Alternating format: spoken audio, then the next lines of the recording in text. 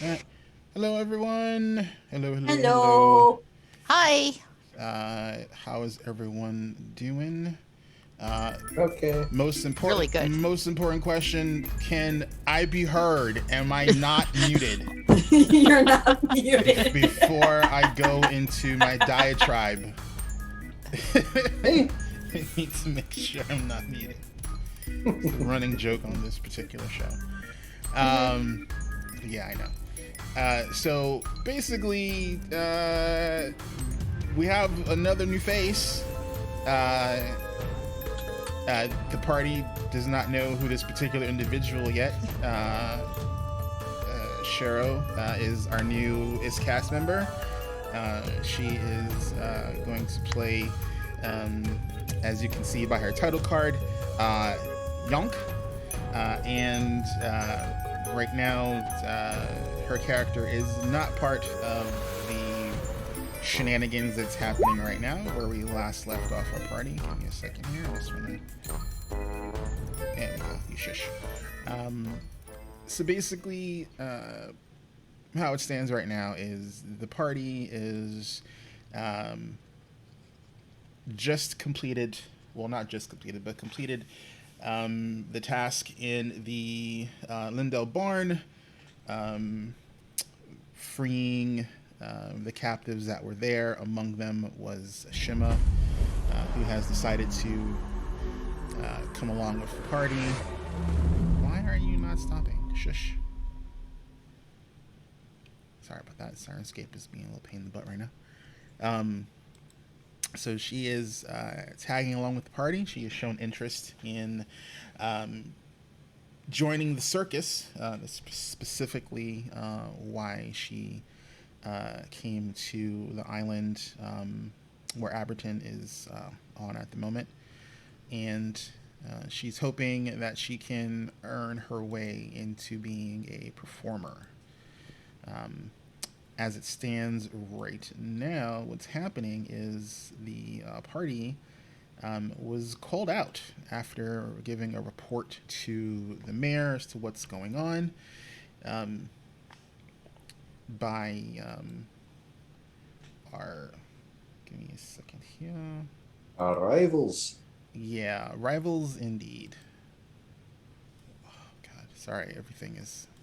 Windows Er, decided to reboot before everything started, so like everything is just all hinky now, which is annoying because I had everything prepped and good, and now I have to get all my prep stuff opened. Like the amount of windows I have to have open is annoying, and the fact that Windows was like, "Oh, we're just gonna reboot," like, yeah. So they were called out by some performers from Mistress Dusklight's Celestial Menagerie. As people may remember, is the circus that the Wayward Wonders, the Circus of Wayward Wonders, broke off from because Mistress Dusklight is a bit tyrannical and slightly beyond borderline evil. So a large number of performers decided that they would leave the circus, the menagerie, and start their own circus. Uh, Mistress Dustlight took umbrage to that to the highest degree. And right now, some of the performers from the menagerie have challenged um, our Wayward Wonders performers. They are in Aberton. Mistress Dusklight's circus is on the pretty much opposite side of the island in Escador. And they basically are telling people if you want to see a real circus, um, it's not these guys. And they have been challenged to circus combat. Um, and the way the circus combat works, and we're going to stay in here because this is mostly theater of the mind type stuff. There's no need to play this out. So basically, how this is going to work is um, it's going to be a one-on-one duel between the Dusklight performers and the Wayward Wanderers. It's going to be three challengers each. Yes, how dare they? How dare they? Does this mean I have to put up my fisticuffs? This is non-lethal combat. This is a performance duel. Oh, we're performing. Okay, I thought this was a real fight. The way you were making it sound. All of a sudden, I'm starting to think of Anchorman. Like, yeah, One or no, two with the fight in the back alley. it is not the back alley Anchorman scene. No, it's not. Who brought that grenade? Or trident? Oh God, wasn't that Steve Carell Yep. who had the grenade? Yep. Yeah. He went nuts on that. But no, this is a performance duel. They're specifically trying to denigrate your circus while building up the prestige of theirs, which is not really good for you guys right now, because in Aberdeen, at least, you guys have taken a hit. You have one failed performance because you guys were off, doing time for your misdeeds earlier. And during that time, because they didn't have some of their better performers, they didn't really perform well. There was, nerves, doubt. It's a fledgling circus. Those fears and nerves kicked in hardcore with you guys missing, and the second performance was a complete disaster. No prestige earned. Barely any money earned. A lot of people wanted their money back for such a bad performance. And then, with the reputation some of the circus performers now have with the town, they're struggling to basically get enough money to move the circus to another location as part of their traveling tour. So, these guys are here to basically try and put a nail in the coffin for you guys. So, how rude. Yes. How rude indeed. I don't need you to finger wagging it. Finger wagging. So you guys are currently being challenged, and you recognize these individuals. You're being challenged by the daring Danica. And Danica is a lion tamer. She is fairly attractive, long black hair, in a typical lion tamer's getup, and she has a stool and a whip, and she is accompanied by her lion Leandris, who is a rather large and intimidating male lion. He has the big MGM studio mane. Like, he literally looks like, the MGM lion, just, growling and snarling. And, she makes it look like he's barely under control, but knowing her and knowing how she does things, that she's basically just playing it up for the crowd. She has full control over this lion. You guys know that. She's just basically doing what she can to drum up some excitement for their circus. On the second person who is challenging you guys is Victor Volcano, and Victor is a fire breather, and he basically does all sorts of insane fire tricks with breathing fire, juggling flaming things, and his piece de resistance is with a lot of concentration. You've actually seen him spell words and lettering in the air with his fire breathing. It's a very, very, very exciting act. And lastly, the creepiest of the creepy is Jellico Bounce Bounce. Sorry. That is, I did not make up this name. This is in the campaign. This is this character's name. I did not make it up. Played by Groudon, right? No, this is literally part of the campaign. I know, but He's terrifying. I will. Add a little bit of electricity to that. He basically looks like, a member of the Insane Clown Posse.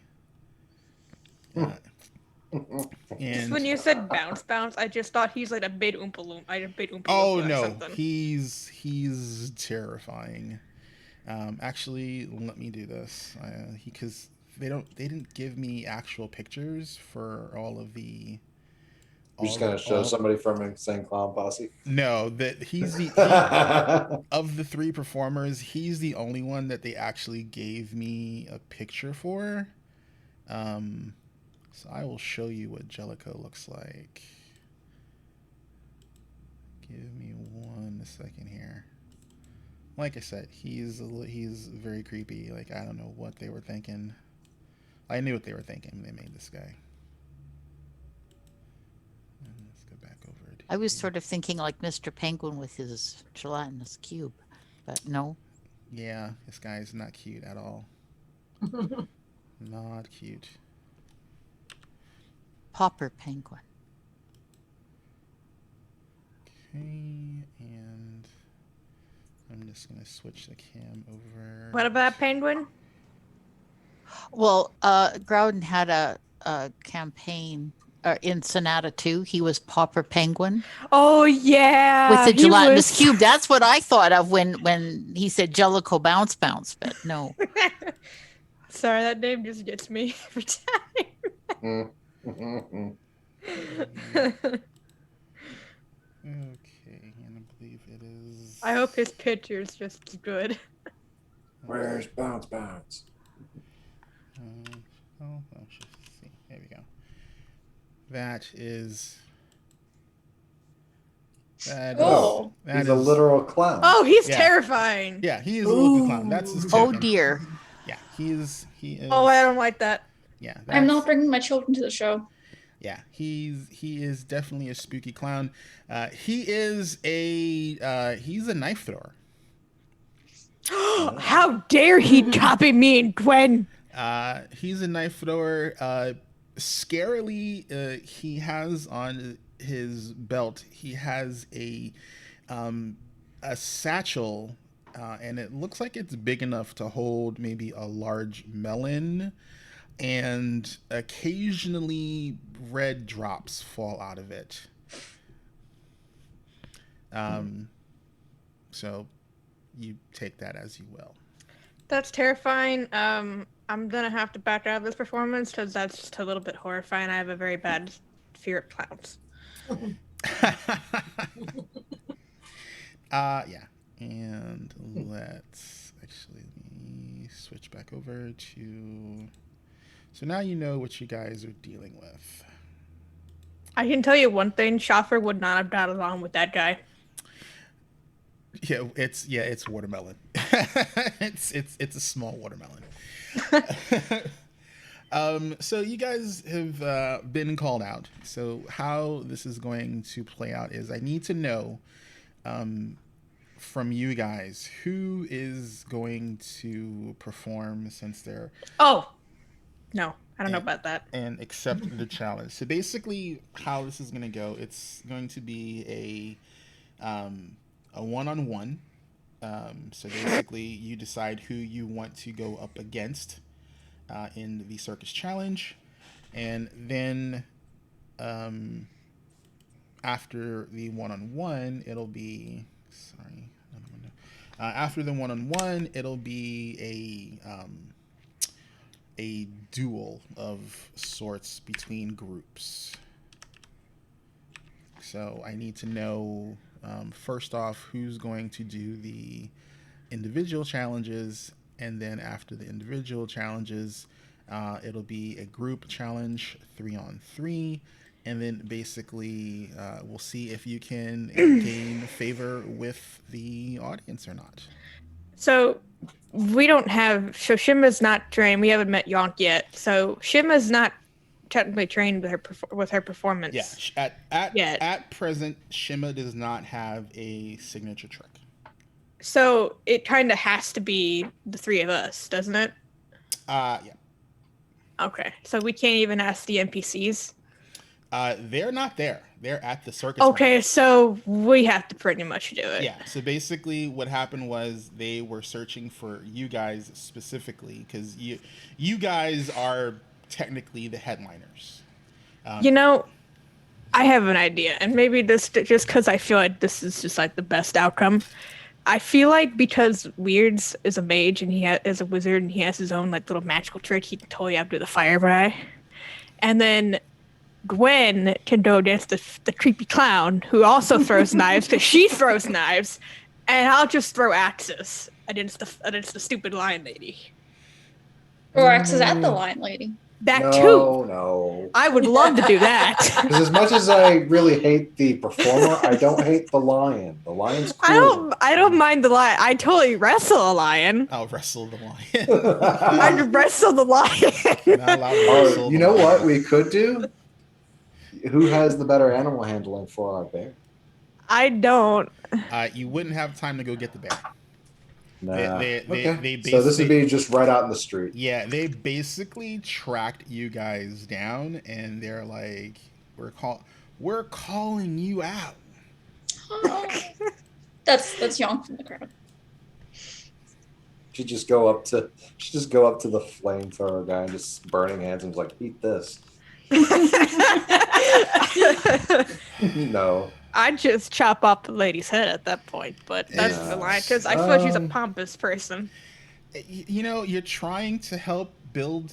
I will give you DM advice. You're trying to build. Like I said, these are just thoughts going through my Just head. because I want to do it doesn't mean I'm actually going to do it. It's like Yeah. people have a hard time going to see a show where the performers lop off other performers' heads in public. Look, the circus game is very serious. Yeah, it's like It is deadly. The circus game is rough, yo. Especially in these parts of town. I actually have an idea. Have you ever heard of puppeteering? You got a puppeteer? I've got a summon construct and I've got mage hand. I mean, I've got an idea. I'm just gonna throw hand axes, so that's all I can do. You can improvise off of your signature trick since you don't have the full setup, as long as it's within the trait and the check of your signature trick. You can make minor modifications to what you would be doing since you're not in the ideal setting for your performance. So. Hopefully you guys wrote that stuff down because I didn't write down what your signature tricks were. That's for you. I have an idea for For mine. some reason, it's actually not showing up in preparing for the show, putting on a show. Well, no, your signature. I told you to write it down in your character sheets because that it's not part. It's not gonna be part of. If you're looking for right now everyone is level 2, so you have one trick check and you have one trick trait. So whatever trick trait you chose for your signature. Yes, God, this is gonna be so bad for my freaking stutter. I know what mine is. So I know what mine is. You have everyone has 2 traits because you get the circus trait as a catch-all, and then you have your specific trait for your level 1, and you have a specific trick check for your signature trick.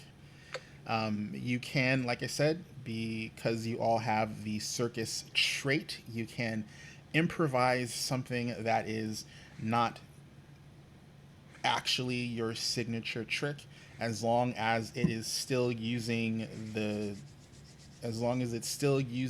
check you've specified for your act, because that's what you've trained yourself in. So if your check is athletics, it's got to be something athletic wise, so you don't necessarily for shot throw have to throw the axes at something. You can Yeah, I have an idea about that one. yeah, you can juggle, you can do something, you can do like an interpretive dance, I don't know. Because I have Arcana, I'm using my spells. So like I said, so I will You're a bee. so if you guys have an idea of what you're doing, I'll let you I do. I'll give you a minute to discuss it amongst yourselves. Do you want us to discuss how we're modifying it to you? Yeah, I want to know what you're doing. Okay, so for mine, since I don't have like a target, like an actual like big, nice target to make a bullseye. I was gonna juggle my axes like I do in my signature trick, and then towards like the climax of it, she's gonna use wolf jaws from go inside her rage mode, use wolf jaws and like catch the axe with her mouth. Alrighty. So, as part of this, you can um, assist yourself. I'm not going to tell you what the DCs are, but you can, as prep for your act, you can do something that involves acrobatics, athletics, diplomacy, or thievery to basically enhance, or like not enhance, but prepare yourself for your individual challenges. And if you successfully prepare, this will affect your DC for the actual performance check. However, there is a caveat. The If you prep and you critically fail, you will hinder your performance. If you normally fail, then it's a wash. You get no bonus for it. You tried to do something and it didn't work out, you get no bonus. However, if you flub, you have the chance of actually hurting your chances for the actual performance. So that is up to you to decide whether or not you want to do something. You just have to let me know what you're doing to prepare, and then I will have you roll, and we'll see if you make the check or not. So who's going first, and who are you challenging? I guess I could go first. Break the ice, Kentrell. Break the ice. Should pat him on the back, but you got it. And I'm going against.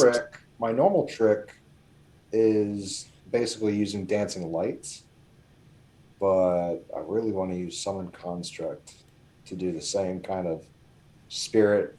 Came in, took over this thing. Now I'm fighting this, taking up a notch. So you want to have a mock battle with a construct. Okay.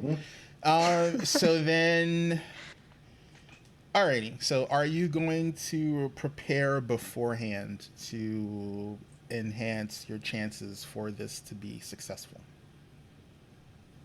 No. All right.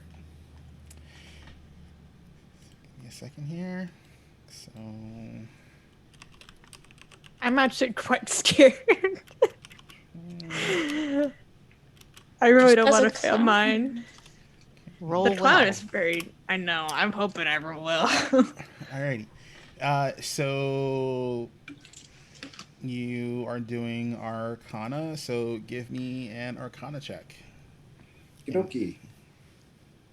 And remember, unlike the actual circus, there is no bring in the clowns. So if you fail, you fail.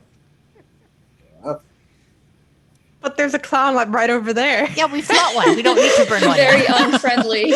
Very creepy, unfriendly clown, but Natural 20. Okay. On the first part. I think there's like 2 more checks at least. that's a good one at least. Yeah, that's a good start. Alrighty. So now with Arcana, that's total of 28. Alrighty. So before I give you let you know if that works or not. Yonk, who right now the party does not know where you are, but I know where you are. Um, do you wish to do a cheer or a jeer for Cantrell? I'm actually Cantrell. You're a fire guy, right? I am a magician. I'm a wizard. Yeah, I'm think of Cantrell's biggest fan. I've been watching the circus for a little while. Oh, adorable. Love that. Oh, I will be cheering. all right. oh my. So then I need a diplomacy roll from you, please. Oh. All right. I love that, by the way.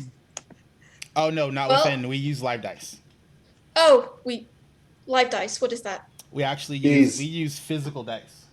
Oh, well, I'm gonna have to use roll 20 because I just moved. And Oh, okay. everything's a Oh. disaster. That's Yeah. fine. Not a problem. Not a All problem. right. We will let you use that. Give me a second here because I gotta look and see what you rolled. Boink. So I rolled an 8 though. So you rolled an 8. That is not a critical failure. It is a standard failure. So you can. I would. Everyone gets a hero point starting of the adventure, and I give them out periodically as the game progresses. You can, if you want to, use a hero point to re-roll the diplomacy check, or you can hold on to that for something else. I'm gonna hold on to the hero point. All right. So you said you rolled a total of 28. 28 for myself. Yes. Alrighty. So you, sir,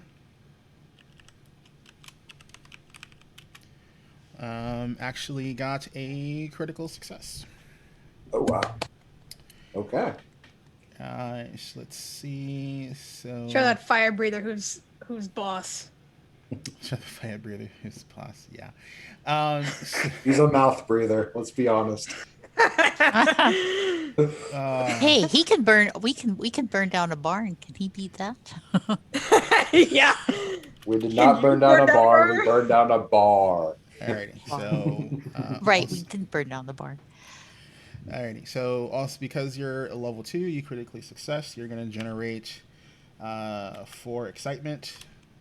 And also because you critically succeeded, you're going to also generate 2 anticipation for the circus.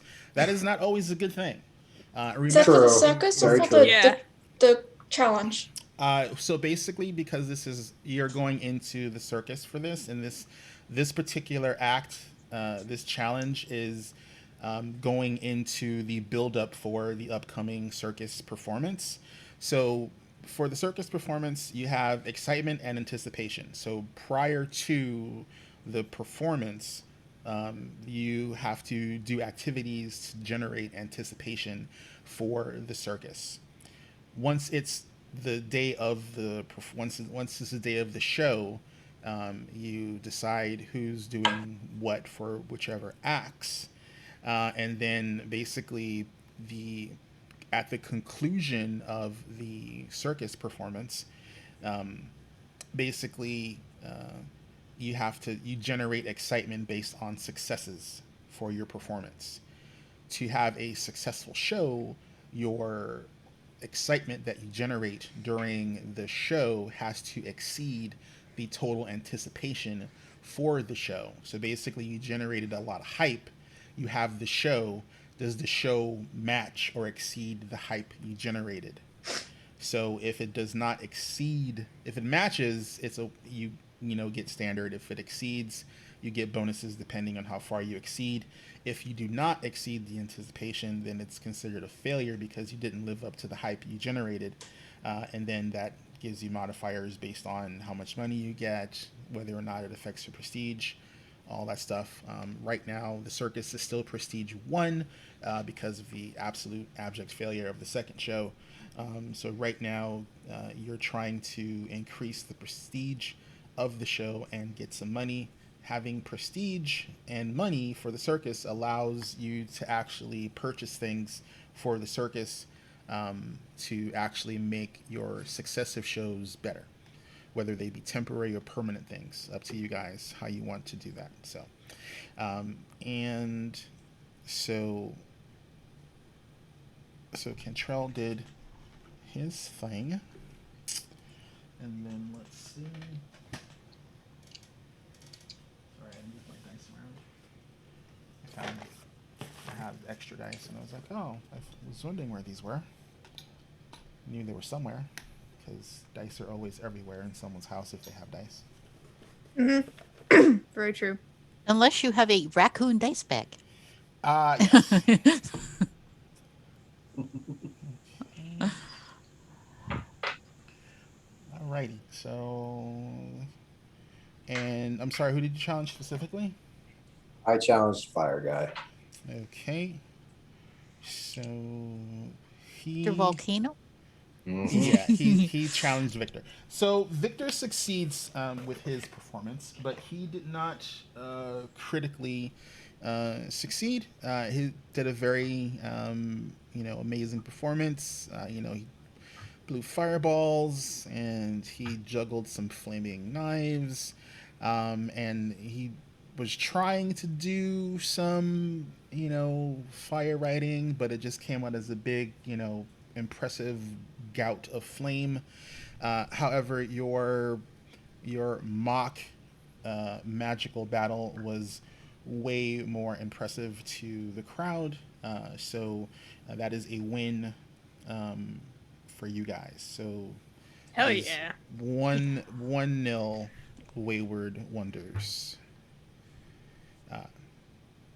And Yonkers picked out. all right, so That's adorable. all right, so How since tall is she? so Cantrell, give me a perception check. Oh, that's adorable still. I don't know how to call myself. Well, am I adding my Arcana to this or no? No, this is a perception check. 2. Yeah. Oh, I'm not very perceptive. Yeah, so that is a critical fail. You hear a very high pitched raspy voice saying your name, but for the life of you, you can't see where it's coming from in the crowd. There's just too many people for you to actually notice specifically where this, and a big crowd. I mean, almost the entire town of what remains of the town, and I try to keep my cool. Yeah. Try to Yalt keep my needs like cool. a shirt that says Cantrell's biggest fan. Oh God. Number one. Alrighty, so who is doing the second challenge? Who's Do you the wanna second go, Gwen, performer? or do you want me to go first? I'm cool with going for next because probably the lion tamer is going to be a little bit more impressive to beat than Oh, the scary clown. Go against the Juggalo. Go against the Juggalo. Okay, so my plan is to use my performance skill and my thievery skill, and you can only use one can only use one. because it's based Okay. off your trick. So you remember your trick. You have one trait and you have one check. So I don't know what check you chose for your trick, but it's either It's an athletics check. all right. So then so you're going to be rolling an athletics check for whatever trick you're going to try and perform. It just has to be athletic in nature. So what are you going to do? Okay. Well, I was kind of hoping, since I wouldn't like my performance gear is under my cleric's robe, I was kind of hoping to take my star knife and do a bit of a dance with the star knife and removing the cleric's robe. And I had hoped to distract the Jellicoe enough that I could potentially take his knives and use them for my trick rather than using my own, but I guess that's not possible. That would be great. I no, it wouldn't be possible because you wouldn't be able, because it's technically not combat, so you're not. There's no physical interaction between the rivals. Okay. So you can still use your athletics to do your star knife dance. Okay. Are you going to try and prepare beforehand for it to either and better or potentially hinder your odds? Okay.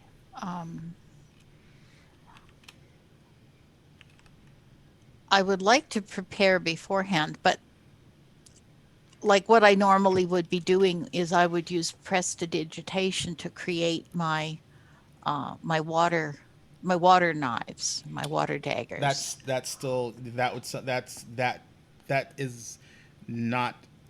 It's you can do it. It's just not calculable into the trick because it's technically part of the trick. You're creating what you're using. So Okay.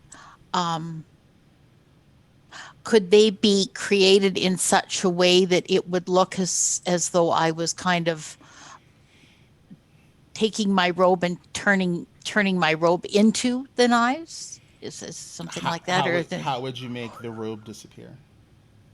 Because the robe is still there. Can I do something with prestidigitation to make it disappear? No, then that would Prestidigitation doesn't make things disappear. disappear. I mean, you can make the disrobing very flamboyant. With I think that's basically what I would go for is to try to do that, and then when I'd be finished with the star knife, then I would put the star knife back and do the prestidigitation to create the water knives and to juggle. Alrighty, so for that type of preparation, it would either be a diplomacy or thievery to affect the crowd. I'll let you take whichever one is the better. Thievery. All right, so. And that's a D20 plus that. Yep. So D20 plus Oh. whatever you're. That one's on the floor. 23. 23. Wow, guys, get those rolls. So a 23 is not a critical success, but it is a success. So your DC for your performance has been modified in your favor. And you're doing an athletics check, correct? Do I get to keep cheering, or did I do my cheer? Nope. You per performance, you get to either affect or affect it either way if you want to do a cheer. It's always going to be a diplomacy check because you're trying to affect the people around you. All right, Yonk has no fear of critical fails. Should I do that now? Yep.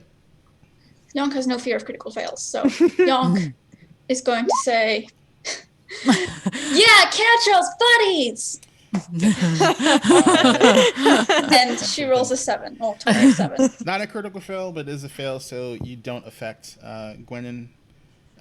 So let's see. So Gwenin, I need to have you do an athletics check for me, please. Okay. So that is 18 and 4 is 22. 22. Okay, so that is a normal success. Okay, so 22. And so you generate 2 excitement. And let's see, and you were challenging the Jellicoe, correct? Mm-hmm. Alrighty, let's see. I'll juggle that stupid clown. Alrighty. So the Jellicoe, he's doing this juggling act, and some kid sees some red liquid fall from the bag on his hip, and just screams. 'Cause they're just terrified of this clown because he's making all these like literally these terrifyingly scary faces as he's juggling the knives and licking them as he catches them. It's horrible. And then every so often, like he's using like a blood pill, but every so often like he'll dig the knife in and like he'll spit blood on the floor. And it just basically terrifies someone to the point where they just shrill and it catches him off guard. He doesn't critically fail, but he fails his performance. Yes. So that actually will help you. So basically that will give you an extra 2 excitement.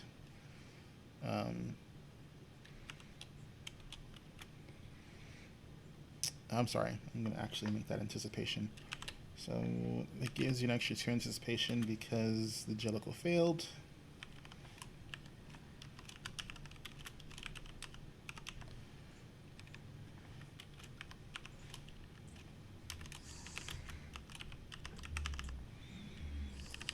And he is very much upset. He looks at you, Gwennon, with like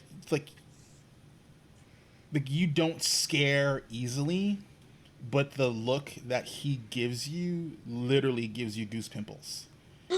like if he could kill you with a look, you would have turned to ash.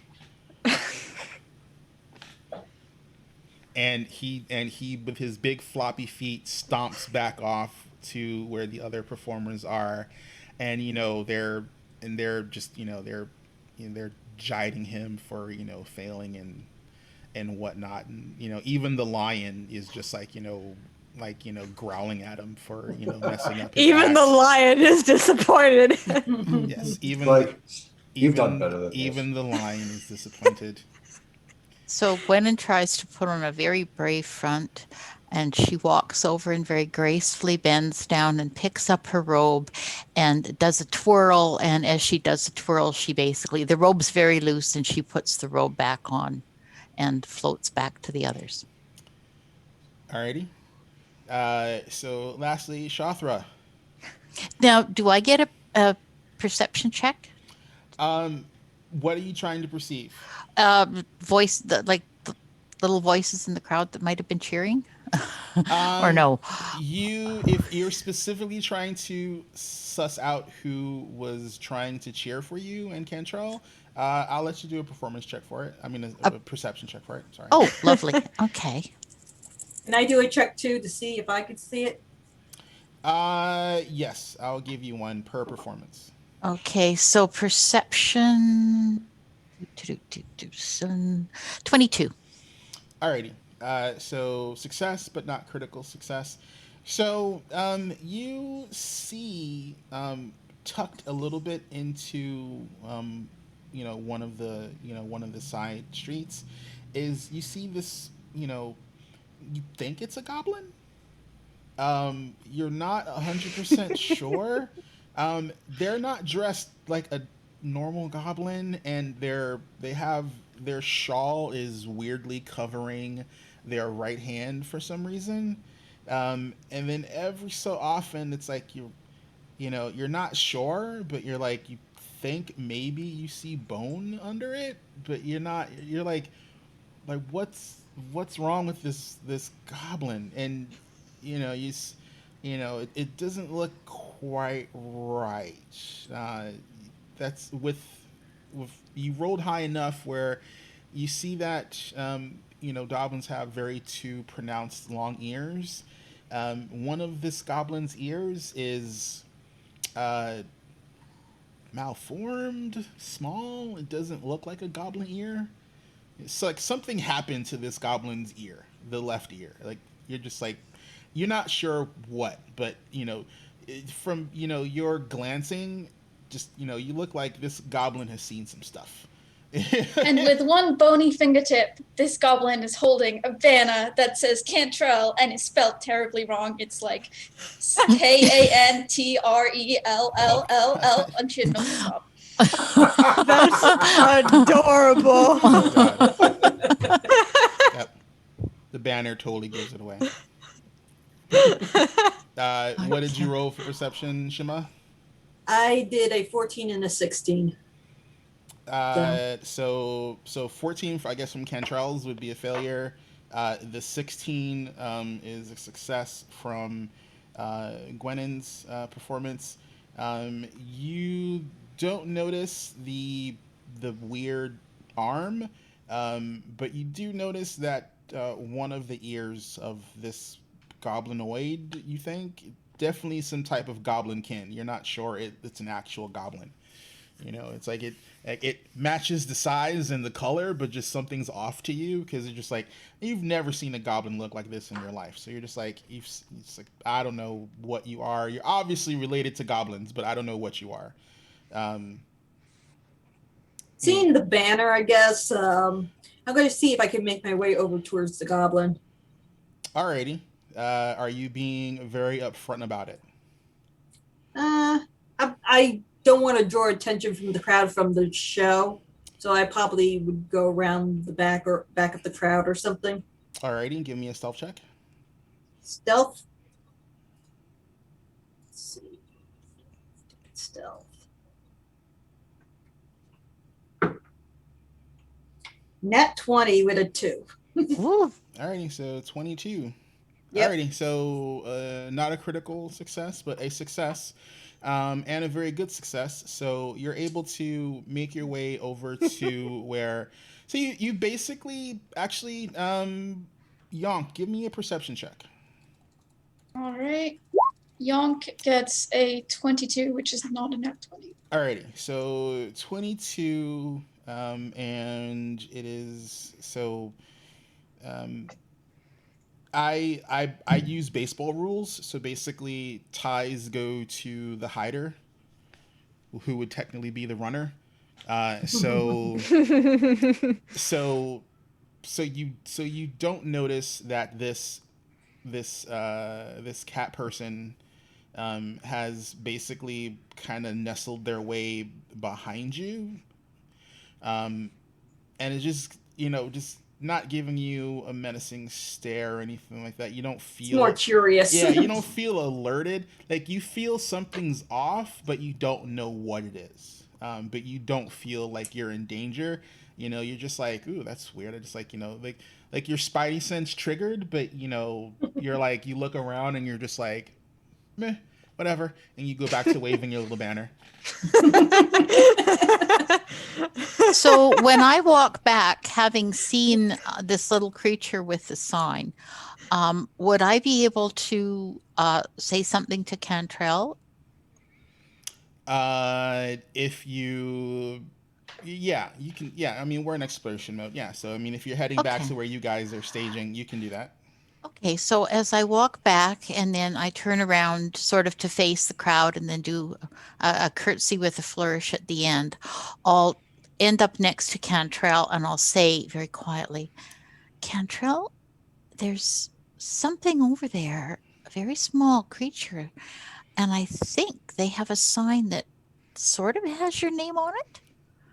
Look over that way. Now, Cantrell does not immediately look over in that direction, but takes note of it and just kind of a slight curl of a smile starts to form on his face. Oh, as can the- I look to as- see her? As the ego, yeah, you're close enough to say see. I mean, you're all in the same little pocket in the street, so yeah. And So- then to myself, I'm kind of worried because the cleric in me wants to go over and fix the problem, the little creature. It's I like, am not a problem. it's, I am. it's like someone hurt you. Please let me fix. Exactly. She's in cleric let me heal you mode. She's gonna chop her Some- son with a cup and find the banner and just be like, "Oh, that's adorable! Can't you have a little fan?" Oh, God. I look.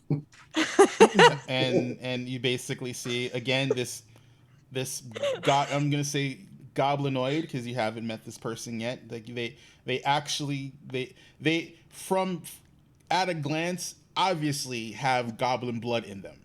Right. You are not 100% sure this person is a full-blown goblin because they just don't look like a full blown goblin. You've not seen a goblin who looks like this before, so you're just like, I don't know. It's like they're definitely see, goblin blood. I see Yonk, and I wonder.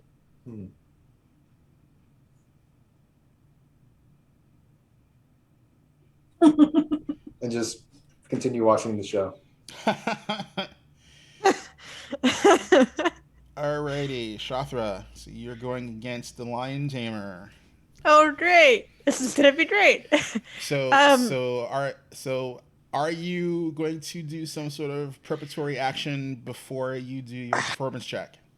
Okay, so I have to ask. So I have the agile trait, and then I put an attack roll for the for like actually like biting, like catching the. That would only matter if you're doing your performance and and it's a successive action, because the agile trait lowers your multiple attack penalty by 1. Okay, so since we're not doing that, can I use that? Can I do athletics to be able to like catch the axes in my mouth? Yeah. After I start juggling them, because I want to do the wolf. I want to go into rage and activate wolf jaws to catch them in my mouth. Because they'll make me look cooler. I will do this. I will say you can make a dexterity check. Oh, that's not what I'm doing at. So can't be a strength check. No. So because of what this isn't a strength based thing that you're trying to do. So you can do the juggling. The juggling will be the juggling part. So basically you're gonna give me 2 checks, and the checks count as 1. So basically I need to know. So you're gonna do your normal athletics for the juggling part. That I can do.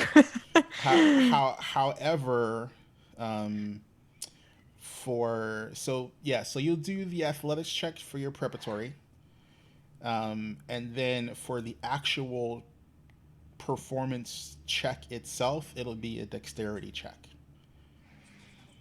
And the dexterity check is because you're trying to actually catch one of the axes in your jaw. It's just good thing we already won with this 2 against 1 here. 2 in favor of the 0 if I lose.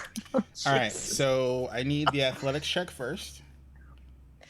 And I need a diplomacy check from you, Yonk, if you're going to actually cheer this on. Come on, high roll. Yes. Alrighty, so that is a success. And then Yonk is going to say, Cantrell crew, Cantrell crew, Cantrell crew, do what you do. And she gets a 20. That's adorable. I have a 16 for my athletics check. All right, so the 16 beats the preparatory DC. So let me make the adjustment to your athletics check. Okay, so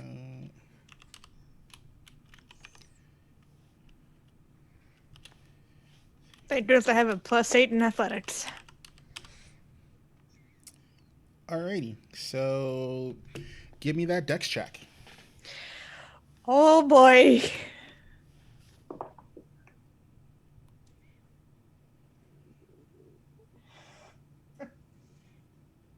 Oh dear. Am I guessing you're gonna want to use a hero point? Can I use a hero point? Yes, you can use a hero point.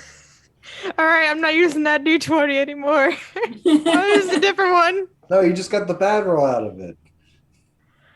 No, I didn't.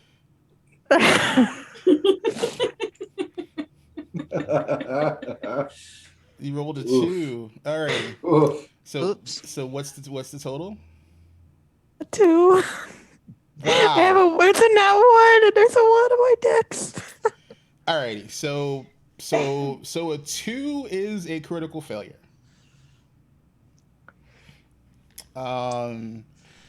So, wow. I would have kept the 3 at this point. This was just a dex check. Yeah, I have horrible decks. You rolled a 1 and a 2. I rolled a 1 and a 3. Oh my god. Can I give her my hero point? If you want to sack your hero point for her, I will allow it. Yes. Thank you, Tantra. No more Bobby Yard. I'm using the primeval dice. Are you cheating me? Oh dear. Hero point. I'm perfectly good with you all using arrow points for this roll. I'm totally okay with that. That means you don't get to use them later for when it counts. Meh. So I have another. Okay. yep, you have another reroll. I haven't told you what's happening yet, so. Yeah. That's so That's a little bit better. 13. Alrighty, so 13 is it's a failure, but it's not a critical failure. Does my prep work help with that or no? I've already found the preparatory work and the cheering decreases the DC that you would have had to have made. You did not exceed the DC that you'd have to have made. You got close, just weren't close enough. But it's no longer critical, so nothing horrible happens to you. Good thing we already won this round. So are you keeping the 13? I have no choice but to. Alrighty, so 13. So the juggling goes off without a hitch. Like you're juggling, and then as you're going in to basically chomp the axe, like a flash of light hits your eye as the overly shiny adornment of the lion tamer's outfit catches the sun just right, and one of the buttons shoots like a laser beam of sunlight in your eye, and you misjudge your bite, and you take, what's your axe damage? Oh god. The hand axes, are they I think they're D6s, correct? Yeah. I think, let me put my hand axes.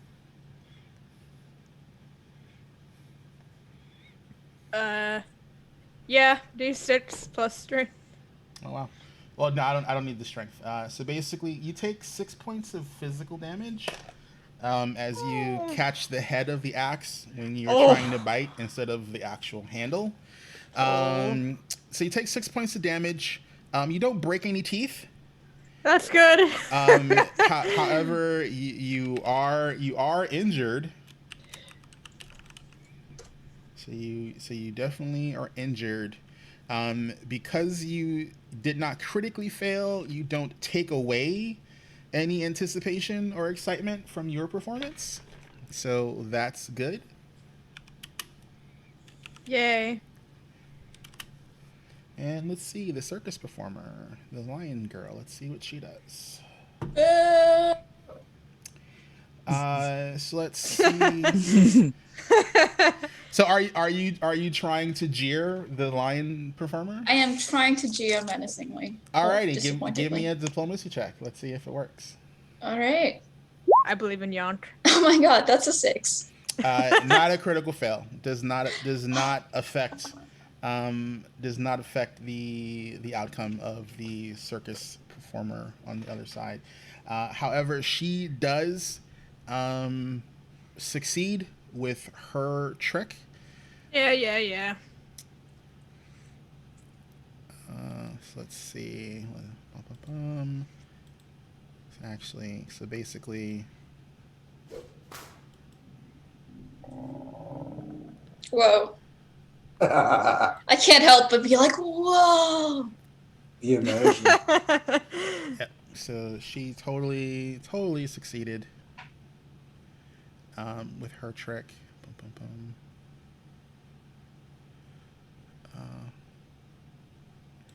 So because she did not critically succeed, she does not increase her odds of beating you guys. So since you have a critical, a success, and they have 2 failures and a success. Uh, you actually come out ahead. Well, that's good. Hmm. This is why I wanted to go last. Because I had a feeling this was going to happen to me. Alrighty. So you guys. So there's 0 anticipation because they got their thing. Alrighty, and because you won the overall individual challenges. So let's see your 3 of you. So that is going to generate 6 excitement. 4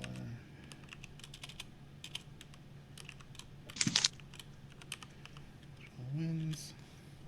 And the crowd like gets into it. They're cheering. They're like, they're hooting and hollering, and they're totally into the whole thing, and they're just like, yeah. The menagerie performers are not satisfied with this outcome, and basically challenge you to a group, like a winner take all type, group challenge. You really want to do that after getting handed to yourselves? It's non-negotiable. Non-negotiable. Okay then. Control. All right. That's so cute. So of the performers, I need to know who you elect to be your representative for the group challenge. Dang, that'd be me. I'll go again. All right. Unless our new blood wants to try in. Who's Shima? No, she can't because she doesn't have a trick yet. She doesn't have a trick yet. Okie dokie. That'll be worked on, but currently she doesn't have a signature trick. All right, I'm back. So what did I miss? Yeah, I saw someone called you.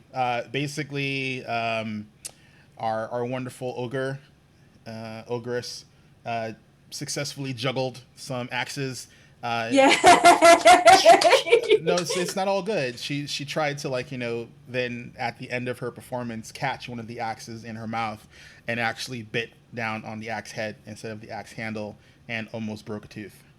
Ooh. So she's having a hard time talking at the moment because she basically almost broke her jaw. Ouch.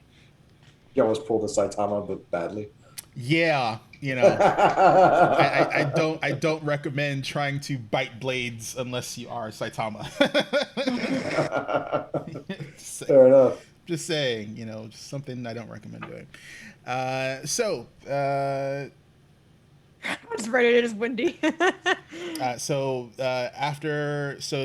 For the individual events, the 3 performers won overall. The crowd is cheering more for them than the menagerie performers. The menagerie performers has taken an affront to this loss and has challenged them to a final group performance. And Cantrell has volunteered to be the ringleader for the group performance.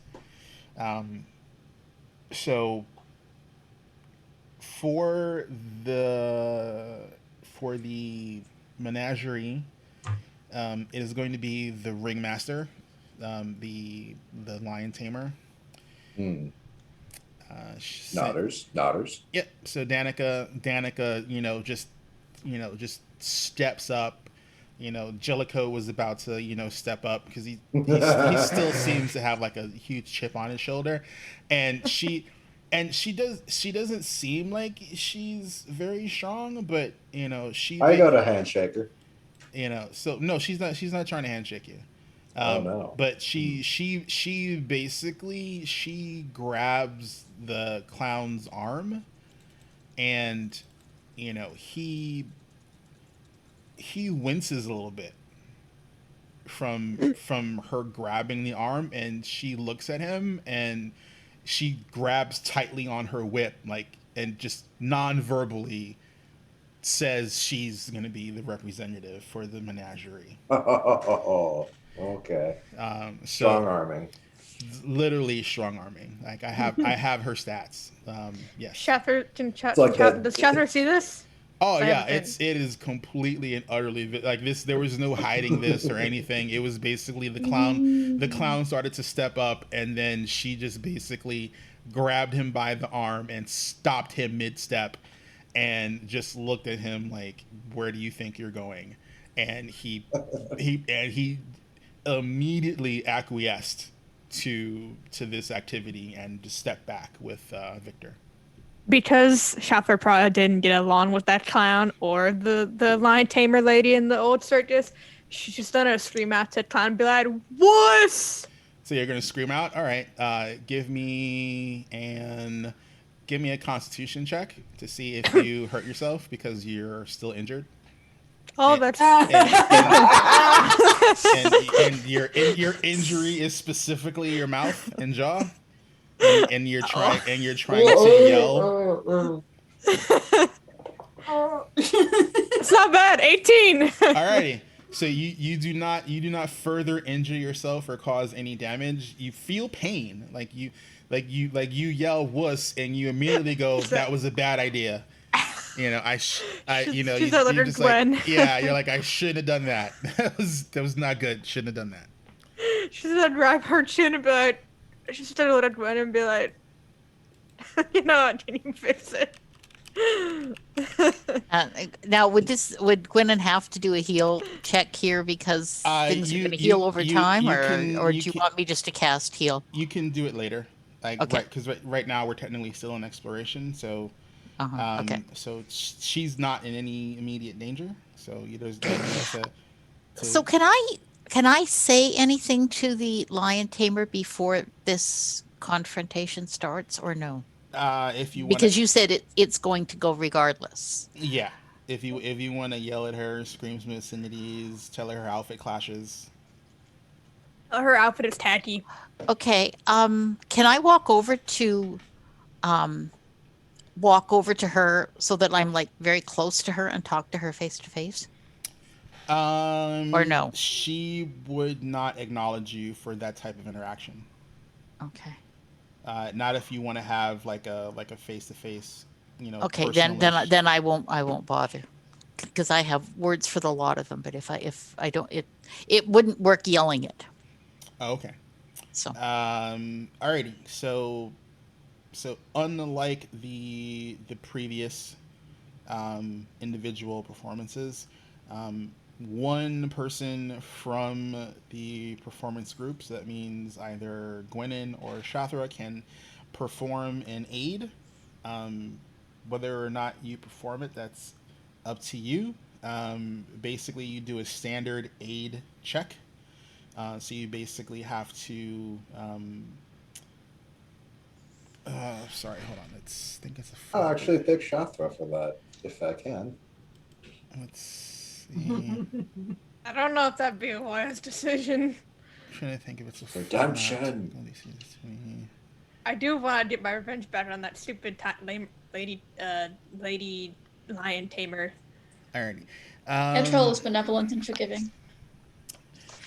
So your benevolent forgiving. So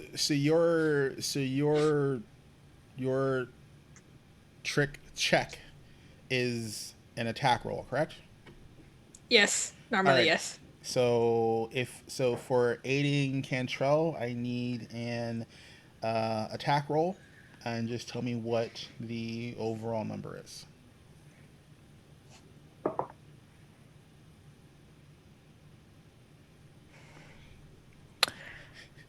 $14. All right, not a success, but not a failure. I mean, it's a failure, but not a critical failure. So, Sorry, Cantrell. I was That's one fine. away. so you attempted. It only was a 6. Yeah, you weren't one away. Oh, 15 wasn't like the... Okay. Yeah, no.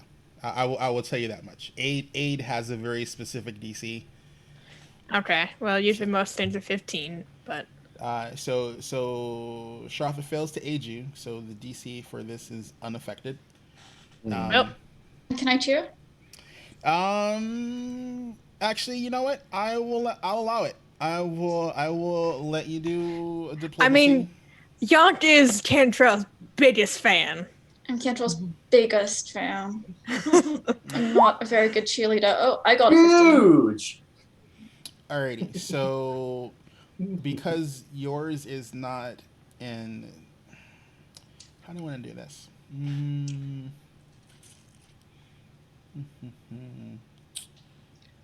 Got a cheerleading squad. So because you're not actually aiding specifically, but you're affecting the crowd, I won't treat it as an aid.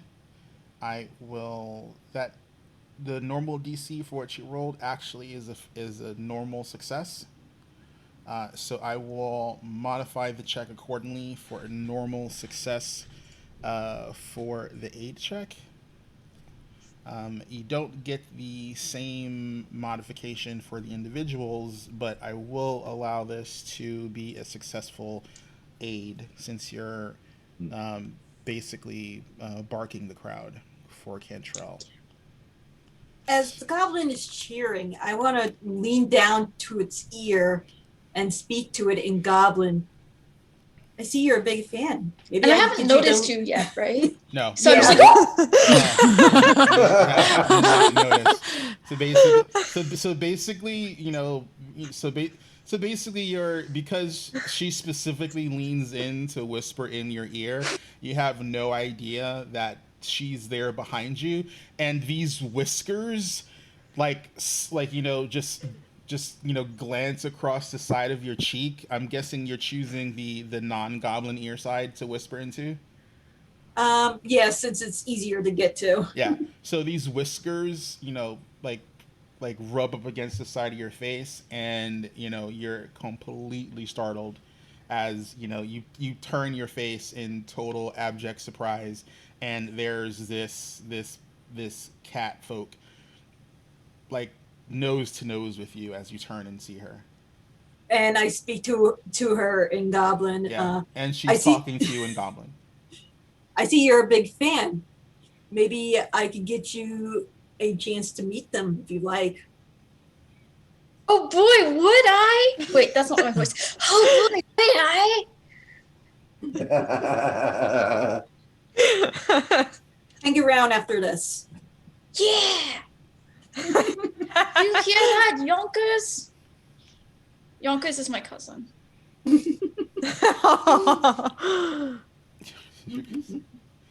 Alrighty, so you, Cantrell, I need to. So whatever your signature trick check is what you have to roll. Yep.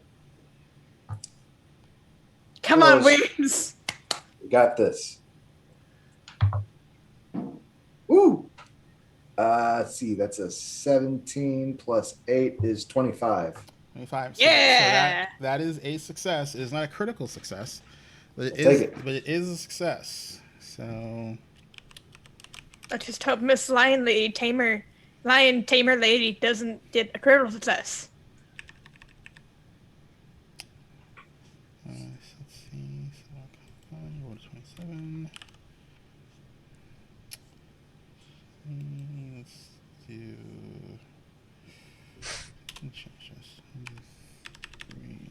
I want to see how the lion tamer is actually being assisted by the other two. Either a ring of fire or a ring of daggers. So let's see. So they're going to do an 8. I'm just going to do a check. And that actually is a success. So basically, so Victor steps up. And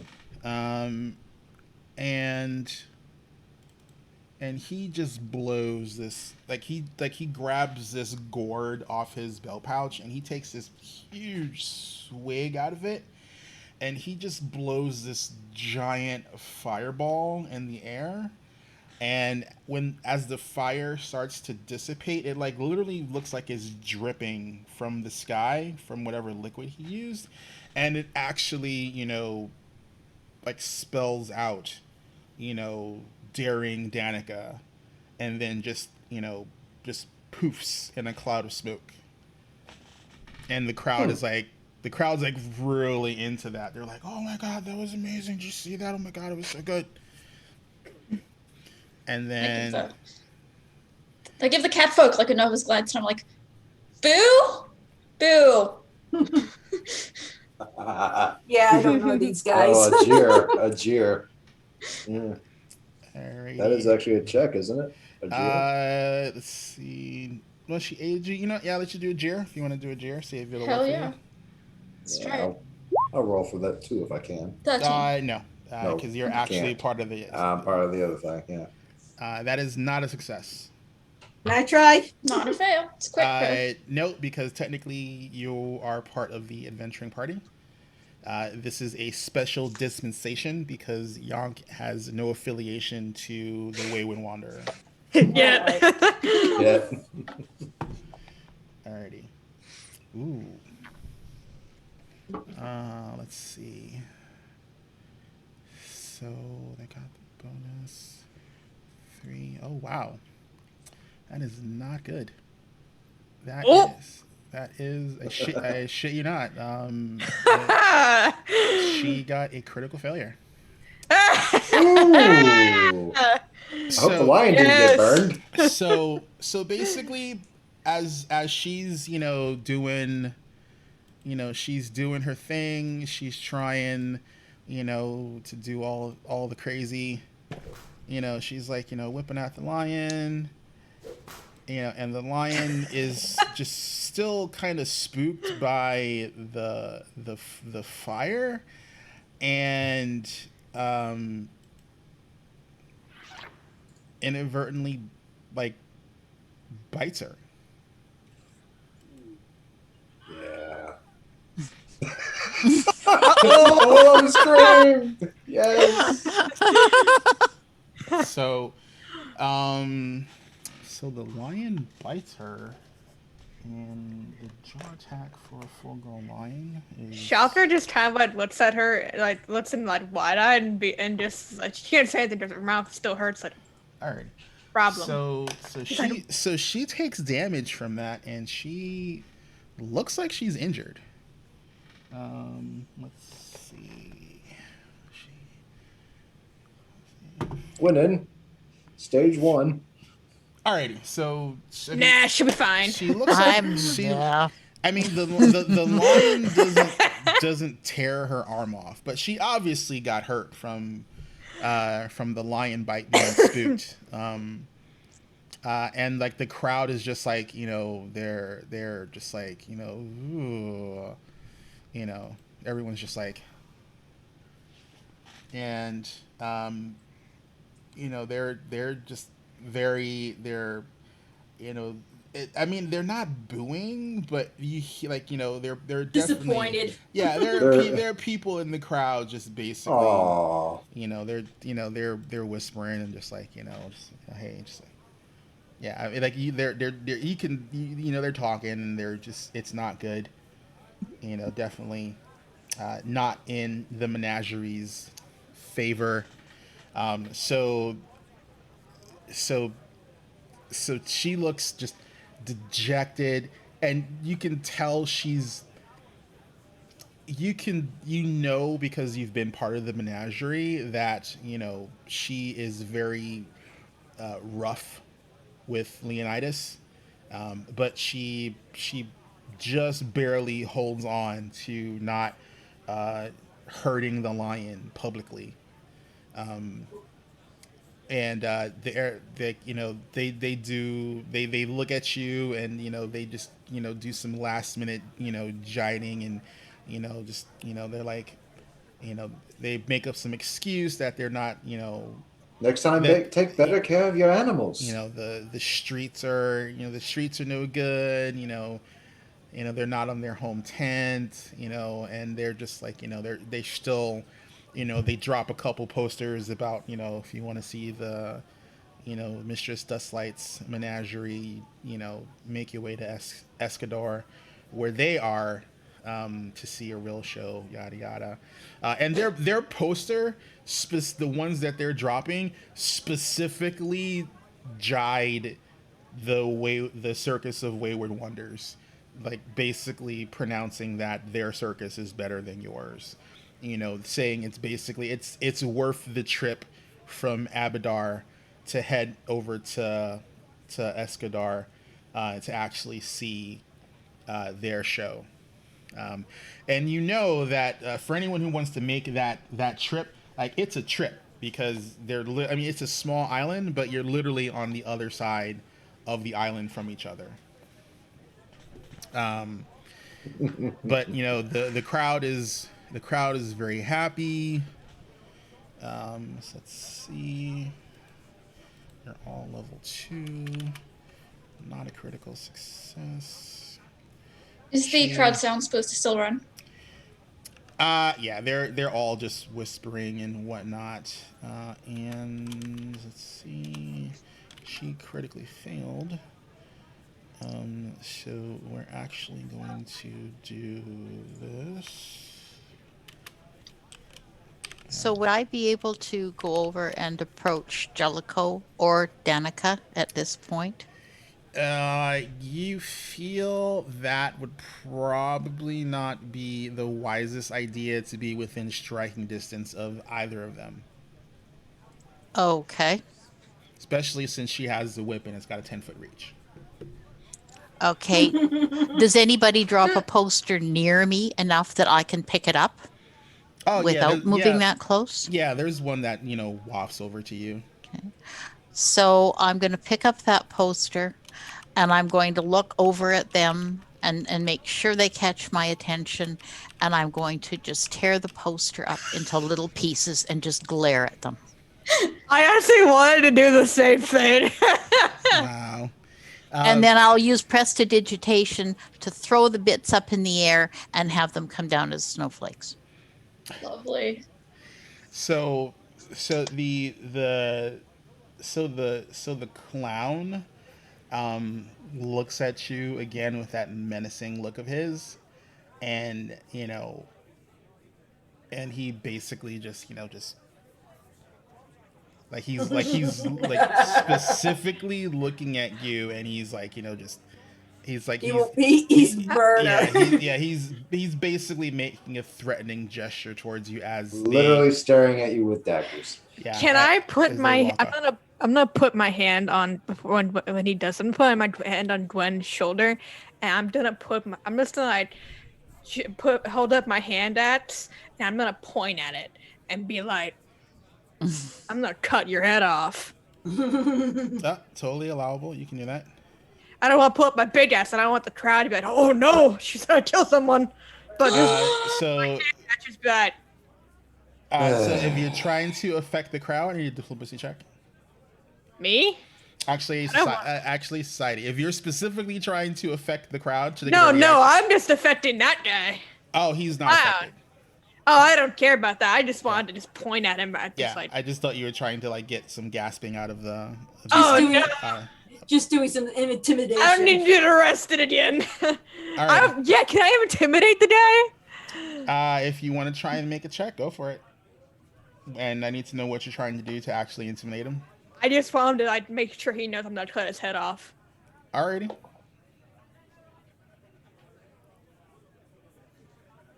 Nine. Yeah. Probably not. Yeah, I'm not even gonna roll for that. Just he looks at you and he does the Joker laugh. He just basically cackles at you while he's walking off, out of sight with the other two. Well, other three. I know I can't say anything because of my injury, but I'm just she's thinking to herself, if she comes across this guy again, she's gonna kill him. Because she didn't get along with him in the other circus at all. Probably. He's kind of an asshole. Well, that, and she also doesn't like clowns. Kind of weird for a You, circus you person. work in the wrong industry if you don't like clowns. Well, she doesn't like. There are a lot of them around. She you. likes friendly clowns, but that guy just looks intentionally evil. Alrighty. So it is basically the day before the weekend when you normally do the shows. So basically, the party has a day of rest and prep if they want to do anything. Actually, 2 days, because I forget it's a 10-day. So basically, so consider it being Wednesday. Circus performances would be whatever Saturday is on the 10-day. So you guys have 2 full days to rest after you are done. Exploration is over. You've won. The crowd, circles you guys, and they are patting you on the back. There's some hesitant congratulations for Cantrell. Just because he did excellent performance, but people are still wary, and they're just like he just kind of enjoys the space given to him as a way of being like, yeah, I get it, and thank you, because honestly I don't like crowds. Yonk's at the back of the crowd, like failing to make her way inside. Well, I take Young with me to try to get to a spot where we can get closer. Alrighty, so as the crowd dies down, you guys can either stay in the street, but the crowd dissipates. You can either start talking here, or make your way to the circus grounds, or go to the actual inn, which has been substituting as the bar for the town. I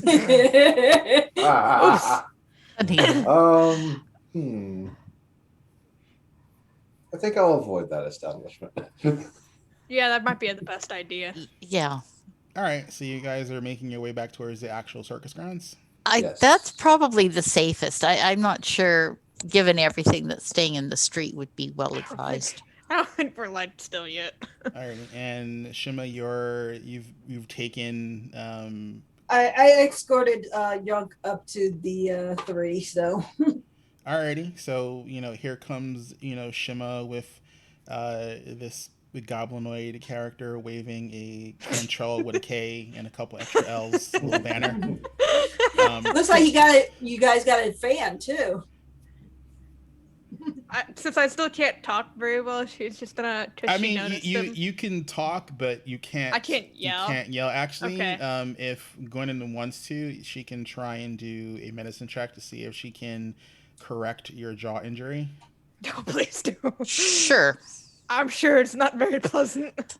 I could just do the field medicine thing, right? Yep, normal medicine check. So that 13? 13 is not a success. Okay. Since we've got a couple days anyway, can I just cast heal? Yeah, you can cast a heal. Okay. So we'll do a let's see here. You can just do it at level 1. Well, we'll do it. I'm thinking if we do a 2-action heal, and then that will give me Well, did you actually take damage from that? I did. Yeah, I'm still hurt, but that would give me 2d6 plus my whiz modifier, I think, which should be. You're thinking of the healer's gloves. Oh, I could use my healer's gloves on her.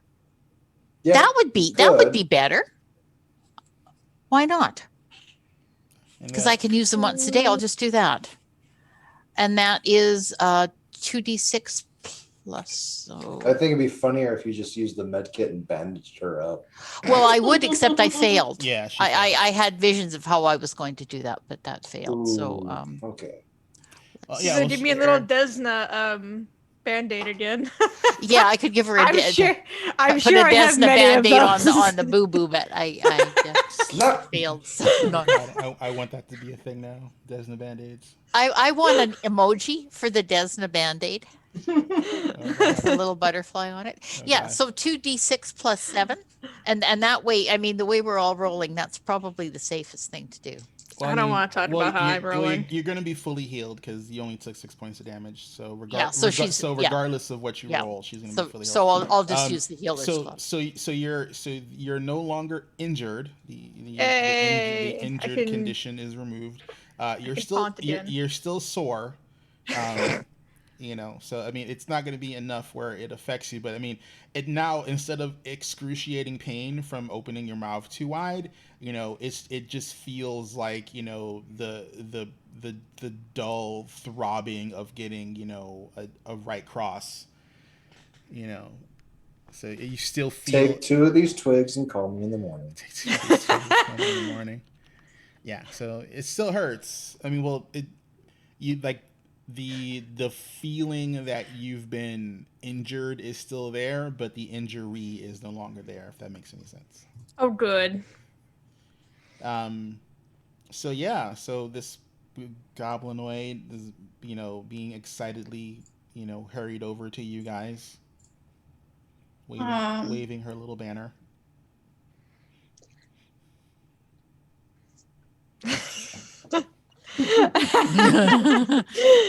Cantrell! Oh, who's this little lady? I'm Yonk. Nice to meet you, Young. Thanks. I mean, nice to meet you too. Tell me, where do you fare from? I fare from the northern coast, but we don't talk about that anymore. We? I only see one of you. Oh, my cousin's over in the crowd, but Bonkers didn't want to be shy. Oh, did I happen to see your other hand as you waved around? Probably. It's concealed. Concealed? I would say let's do if I'm not really actively looking actively for it. looking. All right, yeah. No, it was just something I had thought about. Yeah, I mean it's concealed enough where it doesn't stick out in a crowd unless she's being forgetful. But Let's actually, just say Cantrell, I have excellent news. I came from the northern coast to be your sidekick. Sidekick? She's gonna look over and just be like, T'Challa's gonna hear all this. She's be like, that's adorable. So we get to work together. An interesting query. How would you assist me? I am very good at explosions. Oh no. It's like a match made in heaven. Pyrotechnic. You're a pyrotechnic. Glennon buries her face in her hands. Shapra's all for this because she thinks she's adorable with her little banner. Can I quick alchemy up a bomb and throw it in the air? If you have the reagents for it, yeah, you can do it. Yeah, I have my alchemist kit. All right. All right. I'm not trying to damage anything. I'm just trying to make a firework. So basically, you throw up a bottle and it just goes boom. it just goes boom. Yeah, like it. So basically, she Literally. reaches into this pouch, and she starts, chucking a bunch of weird stuff into this little vial, and then she shakes it up really hard, and she chucks it in the air, and then it just pop. I'm getting very bad ideas about my childhood with a Mentos and a Coke bottle that I used to play with. So. Shapra's just gonna look up and be like, not only can she be your sidekick, Cantrell, she could be a part of the Circus with that little alchemy, whatever she just did, because I have no idea what that is. She could, yes. What about it, Yonk? Would you like to join our Wayward Wanderers? There is nothing I would like more, and I have nothing else to do. Brilliant. Come along. You can also keep your cousin with us too if you want him to. He doesn't have to be a part of the circus. He can just be there to, stay close to you. I mean, we don't want to just knock out your family. I'm afraid naming Bonkers was optimistic. Bonkers is very sane and very boring. Oh, So Bonkers does not enjoy Circus? Bonkers did enjoy the circus. In fact, Bonkers wrote to me about Cantrell and was like, Yonk, you're gonna love this guy. And then I showed up, but then Bonkers just wants to watch and not really participate. He's a farmer, a goblin farmer, as you do. oh, well, that's nice. Could always use an extra hand in the setup and teardown if he wishes to join us. I think he'd I prefer to stay with his husband and kids. Oh, Okay. makes more sense. I thought he was just traveling with you. No. He lives here. Oh, That's okay. nice.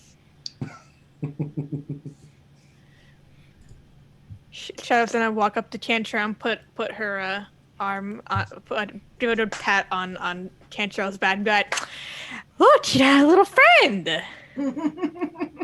She's adorable. I think we should keep her. I do too. What about you, Gwen?" Well, the fireworks are very pretty. As long as we can keep things somewhat under control. That seems like what she does is actually she keeps everything separate until she's needing them. So I don't think there's any room for accidents. That is not true. Oh, Well, without making any rolls, because you're a wizard, you know what she did is alchemy. yes, I absolutely know what it is. You don't know the specifics of what she did. You just know that She did a thing. Like this is well known, so it's not like something anyone has to make a roll for. If you're an adventurer or if you're traveled, you know that goblins have a propensity for alchemy, and usually explosions and bad things happening. Like that it is a literal trope in the world that a significantly large portion of goblins tend to be alchemists and tend to blow things or themselves up. Let's see.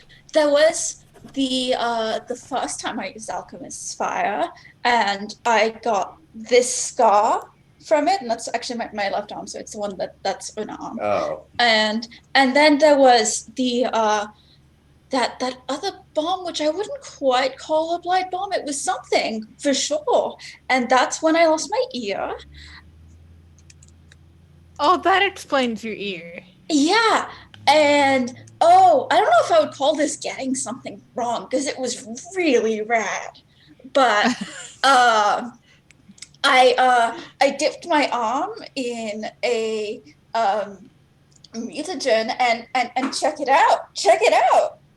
And she actually shows it. Yeah. So from what you see without interacting with it, like from because you figure she's wearing like some sort of cloth that covers up. So from what you can see, her entire left arm looks like it is it's skeletal. Fascinating. And I'll then she actually kind take of it. like reaches up and waves it in your face I'll actually take your hand. and shake it. All right. So this I'm gonna say weirds you out, Cantrell, because you're expecting to grab bone when you shake her hand, but I'm not touching bone. you're not touching bone. You're touching flesh, and your hand your hand is not actually touching the bone. Like there's an arm there. Oh, this is not an injury. This is something else. And you guys, and you like, if as long as Yonk is allowing Cantrell to fondle her arm, so you basically see him trying to grab the bone of her arm, but there's stuff interposing his hand, and it's like he's grabbing an arm, and you're like, he should be grabbing a bone, but he's not. It's as if there's an invisibility on the flesh, but not the bone. Yeah, I don't know how that happened. It's quite interesting. Very. However, I wouldn't really use that for any tricks unless you just wanted to give a scare. So You notice that Cantrell is completely blasé to this, as if this is normal. Chaucer's Or just like like he's very interested in it. Chaucer's just kind of like wide-eyed and be like, all right then. And she's just gonna be like, It's like she's wearing glass, but less shiny. so Well, no, there's Or has glass as a body, but not shiny. there's no glass. Like there's like, if it's still pretty much it's Like I actually like it's dusk, but I mean, as the sun has been shining on and around her arm, there's no glare or reflection or anything like that. Like any normal illusory effects that you would expect to be there from an Arcana perspective aren't there. Like literally, if you didn't feel her arm, you would swear on whatever god you worship that she has a functional skeletal arm. Because I pull out my book. that is literally what it looks like. I pull out a book and start thinking about symbols to paint onto your arm while I having stand it on my glow. tiptoes and I still cannot read over your shoulder. I also am not very good at reading. Don't worry, it's in a language you can't read.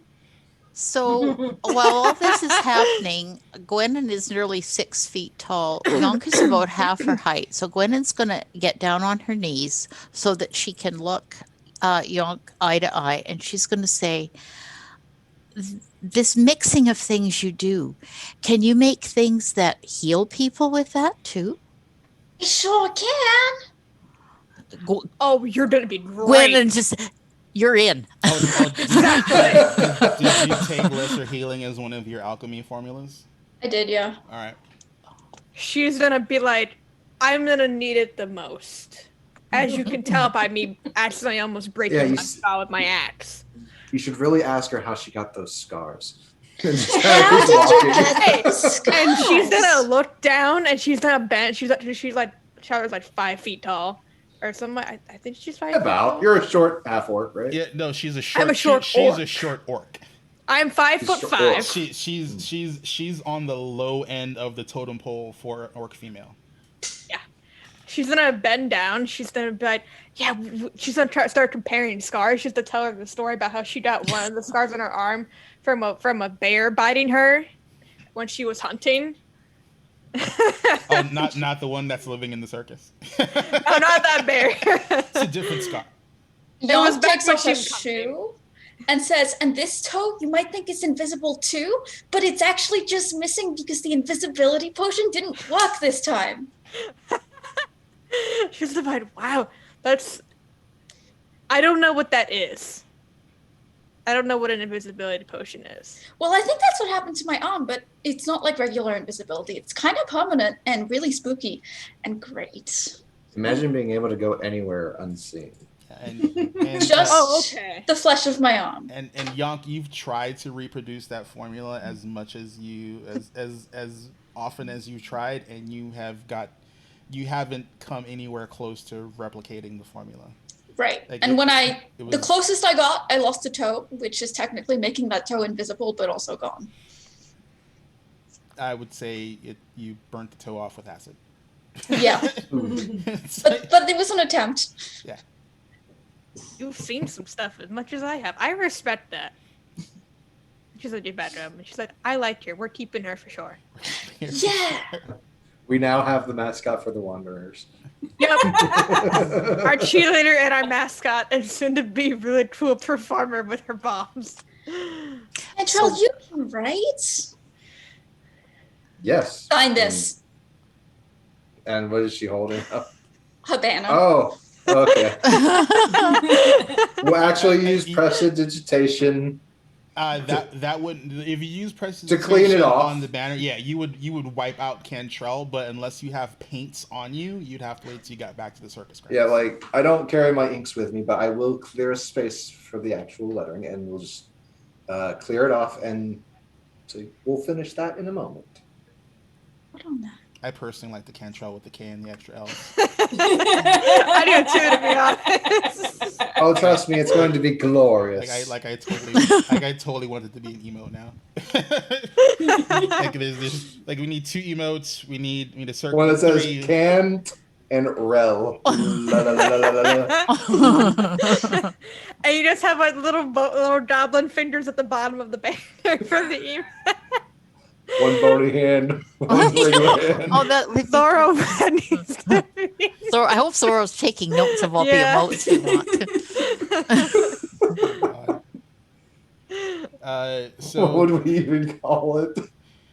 I don't know. Or for an emo for the channel to guide behold roleplay but spelled wrong. Oh god. Oh god. And then you see little goblin fingers. Jeez.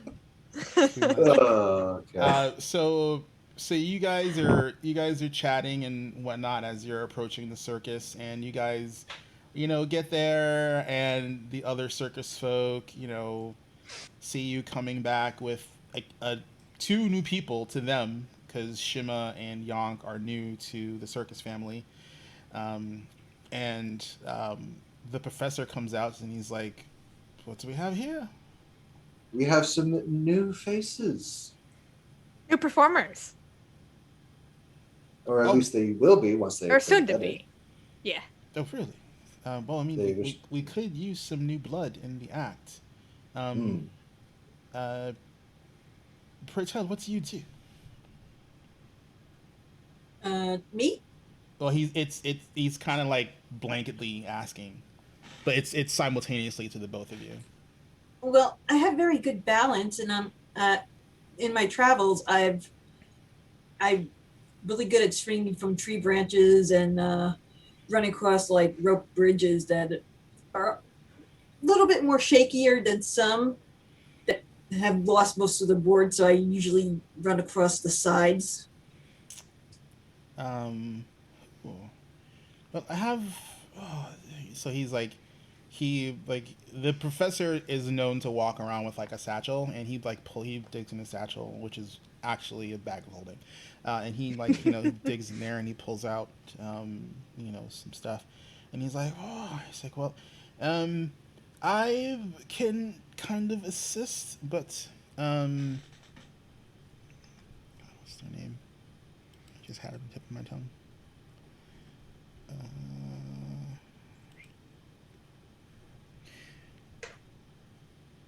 So, we can probably see if, maybe we have a tightrope act. I mean, I don't want to do anything that would upset the Kambali family. And it's a family act, so unless you actually are thinking of marrying into the family, you couldn't. I don't think marriage is in You the couldn't question. be. You couldn't be a part of the act. So, I have an option for you.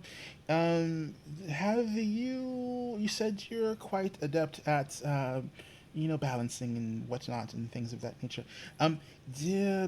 Would you be interested? Do you have any experience in dancing or any of the sort? I mean, freeform dancing, yeah. So he unless you really want to be high, I mean, we don't have. We don't. You would need a partner. I mean, it's kind of dangerous to do it by yourself. I'll tell you what. You can do. He describes a balancing act for you that involves basically doing acrobatics on top of circus balls, Okay. like large size circus balls. Can I All Um, just right. chime in real quick? I wanted to know what was he gonna say about he needs a part. She needs a partner for what exactly? ki- so, well, I mean, she could do trapeze, but I mean, if she's new to circus life, I mean, I would not put her up on a trapeze by herself without a proper catcher. And again, the kanabali, I'm they is something they can do, but again, they only work with family, and unless, like I said, she would marry into the family if they would take her. I mean, they do have a son who's single, and he is quite She's pleasing done to a he's quite pleasing to the eye from what I've heard from the other ladies in the circus. Um, she's done look at her and she might be like, he's not all that great. I'm gonna be honest. Yeah, I'm not looking to find a mate yet. oh, that's I'll marry If him. she that's fine. That's fine. Uh, if she wanted to, I could be her catcher to do Uh, trapeze. are you proficient in athletics? Yes. So if you want to do a team trick, then you would. So basically, how it would work is, since you, Shother, already have your own signature trick, Yeah. if Shima wanted to make her signature trick a trapeze style act and you be her partner, then you basically would, so her act would have the team trait in it, and her check would be acrobatics, because she would basically be the one doing the flipping and whatnot Yeah. for the trick. As the team partner, you, as part of the trick, would then use your not your attack, but you would use athletics, and this isn't part of your normal Yeah. signature trick. So you would only be able to make this specific check when you're catching for her during a team performance. If you want to do that, catcher, I think that'd be sick. And you would still be allowed during a performance to do your particular act. However, you could not do the team act Yeah. directly before or after you do your own individual performance. So there would have to be a gap in performers for you to prep to do the team act with Shima. That sounds good to me. That would be the only stipulation. That's fine. If catcher is down, I'm totally down to do that. Alrighty. Yeah. So I'm gonna say this is something, because the downtime is in the campaign. So what I'm gonna say is that so you guys have 2 days of downtime coming up. I'm gonna say it would take you to get the basics of the trick in play. You would need a full week's worth of training together to actually have a trick to use for the performance. So you can spend the next 2 days of the downtime, you two working out the beginnings of the trick, and you'll have to make some checks and stuff like that, and you know, to see if how you progress. And what I'll do is, like how Rojan has his has the skill clock. I'll give you a skill clock for your trick, and then you just have to make a specific number of successful checks during downtime to actually complete it, and then you'll have it as your signature trick if that's what you want as part of your trick, the trapeze act, with Shother being your catcher. Yeah, that sounds good. All right, cool. So then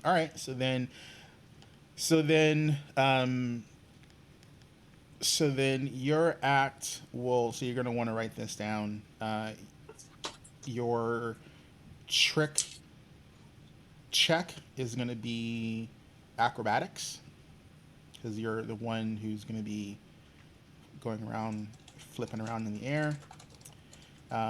Your specific trick trait, um, I'm going to say initially needs to be team because you're taking in a partner. Um, you can affect the trick later by taking agile, but you wouldn't have that opportunity until I think fourth level when you can take a second trick trait. Okay. So because your team is already in the wheelhouse for the circus, you can do that. Um, so yeah, so I'll work off the clock and the successes, and we'll do after we come back from break. We'll do the checks for that because after the break, we're gonna do the circus performance because you have to set that up. And I need now from Yonk. So Yonk, you have the option because you have no performance background in your character history. You can be trained to be a circus performer, or you can be a a, a background person in the circus. You don't have to be a performer. You can do stuff in the background to help enhance or advise other people to increase their checks during their performances. But it sounds like Yonk is dead set on doing something either with or similar to Cantrell. So, what do you are thinking as for a signature trick? Yonk is very good at telling stories about the dragon. So I was thinking of using my dragon lore to in place of performance to tell a story about the dragon that attacked my family, but like punctuated with explosions here and there to make it super spooky and exciting.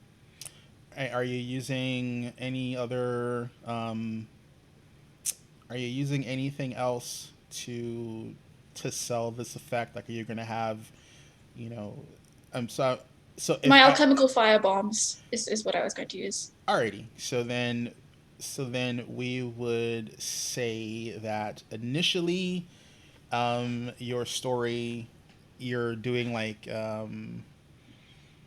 so if it's just a story time, that would work.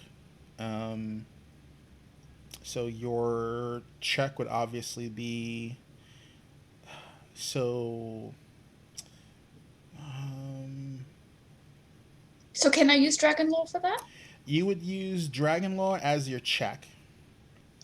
Um, Sweet. so you use Dragon Law as your check, and then your trait. Um, let's see. So, because the circus hasn't purchased an act that has alchemy as part of its trait set, you can't use alchemy initially Okay. as a trait. Um, I am bending the rules for how the circus works because just how some of them work just aren't to my particular taste as a DM. Um, when the after the next performance, if the party decides to spend the money to add the trait to the circus, normally you would have to buy an act. So you'd have to hire a performer that has the trait you're looking for to be a part of the circus. So what I will do instead of hiring an outside performer, the circus would invest in you, and this goes for anyone who's performing in the circus as well, to alleviate the need to have to bring in additional NPCs for performers, since we now have a sizable cast where we can have the bulk of you being performers and not have as many NPCs, because there are 6 NPC performers, so there's enough actual players and NPCs to complement the circus in a variety of ways depending on how you feel you want to do it. Um, Also, including for potential injuries or things like that, or people not being able to do a session or whatnot. So, um, after the next performance, when you have the opportunity to purchase things for the circus, you guys can, when you are at the point to buy a second trait, um, character wise, the circus would invest in whoever their performer is to get the trait they're looking for. You would just have to spend the money you would normally spend to get an act, and that would be an investment into basically teaching you the skills and getting the circus equipment you need to do that particular, add that trait to your signature trick. Does that make sense? So if since we don't have the alchemy trait yet, I cannot No, yet use the so bombs. you would use fire because that is the closest. Because so you would be, so your check would be your dragon lore. So that would be Uh-huh. your check. The trait associated to it is fire. Okay. So Um, would I just like light a match or something? Because I can't no, create What- fire magically. well, no, What you would is- still you would still use. You couldn't use. You wouldn't be able to make an alchemy check for the firebomb. You would have to have a firebomb ready. Oh yeah. So normally with alchemy, you would you would get to give yourself a bonus for using an alchemical whatever, and you would lose that because it's destroyed as part of the trick. Because you don't intrinsically have the alchemy trait right now, you would be making the dragon lore check as part of the trick. You would have fire as part of your trait. However, for the bomb, you would either have to use some other method of fire or use only fire bombs. I was gonna only use fire bombs. Yeah. So That's great. yeah, so you wouldn't be able to use, so you would still lose them as part of the trick as normal. You just don't get the added benefit for having the alchemy trait associated with it. So until you actually get to have the trait, you don't have any additional bonuses for using the fire bombs. So it's just, which as a fledgling performer would make sense because you're not a troubadour of any kind. So that is, so basically your signature trick is basically going to be story time with Yonk, and it's going to be some sort of dragon tale of some kind with the addition of fire bombs and whatnot being tossed into the mix at the excitement points of the story. Yeah. Great. Alrighty. So all right, so just mark that down for your check and your trait. And because you have to use fire as a trait, that adds the injury trait automatically to your trick. So how that will work is, should you critically fail because you have fire as part of your trick trait, you will risk injuring yourself during your trick Okay. if you critically fail. So just be advised that's potential. But it's based off the dragon lore. So as long as you don't critically fail your dragon lore check, you don't risk inadvertently dropping a bomb in your lap or something like that, or something otherwise horrible. Sounds good. Alrighty. So, the professor is totally okay with this. The other acts, the water tank girl is, she's a little haughty because she thinks she's gonna get less performance time now, but that's just how her personality is. She's pretty much the Yandere of the circus troupe. She just, she does some, humping and, just head turning and eye sighting and whatnot.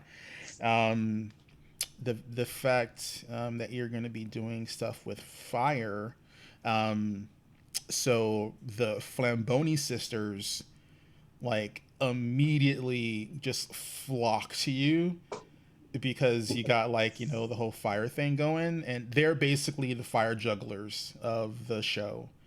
And they're like, oh, it's like, you're gonna be doing stuff with fire, and they just start bombarding you with all this like fire advice and things you can set on fire. And they're like, oh, you do alchemy, it's like, oh, you can, do you know how to make char cloth and all that. They just start throwing, it's like now we don't have to go out and buy all this crap for like our fires torches, we can have you make them.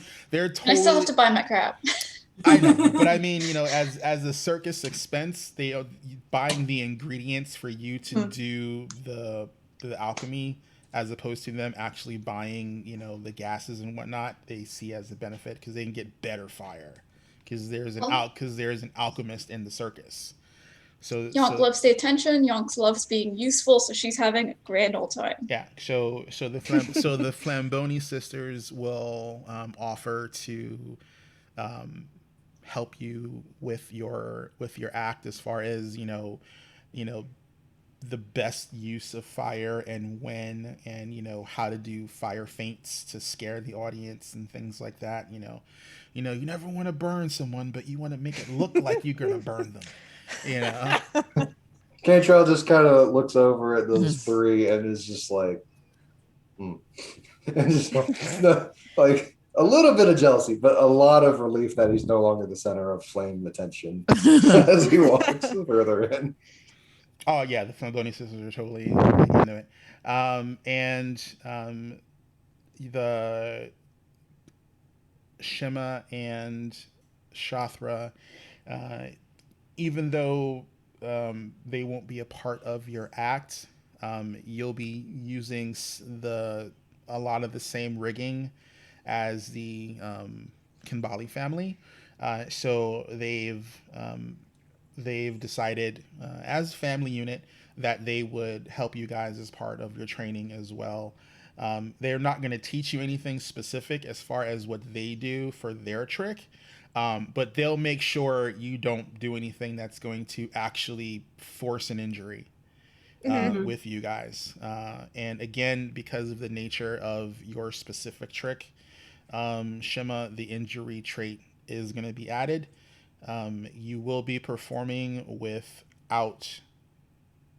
a net. I will say, I'll work out what level your act will have to be before you can go without a net. You can still get injured landing on a net. I've seen it happen. It's not pretty, but you'll still risk injury, but you won't risk death. So no. And plus, I also got my cat fall. So Yeah, you do have catfall, And so you're me, good. so. Well, you don't have catfall, so I mean, if No, you, I don't. yeah, like if you miss, it's Whoa. it'd be bad business for our catfolk friend. Alrighty, so we have what we're going to be doing for the two new signature tricks in lock. I'm going to say this is a good point for us to get up, stretch our legs, get a drink, use the bathroom, all that good stuff. You guys too out there, don't sit down forever. It's bad for you. And what we'll do when we come back, I need you guys to think. You have 2 downtime days. So the professor has done some hyping for the circus already. I need to know if you're going to continue to let him do the next 2 days of barking for the circus, or if one of you guys is going to attempt to make the check in his place for that. And you'll also need to figure out who is going to be doing what act and what order in the performance, and we'll handle all that management stuff when we get back. So we're going to take a break. 2 days. So let's do this. See y'all in a few. All right. So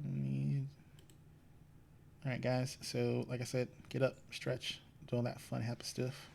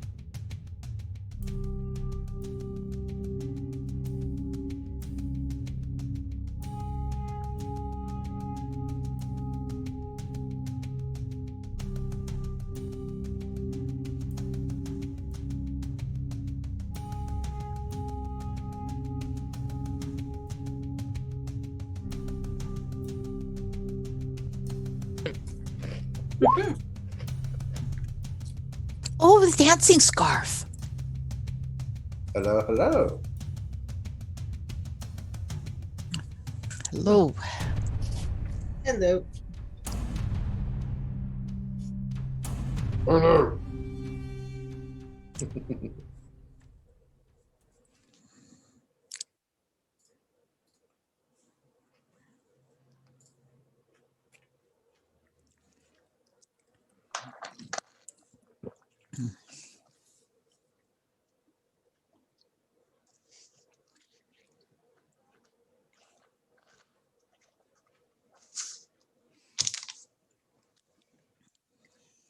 Mm, I think.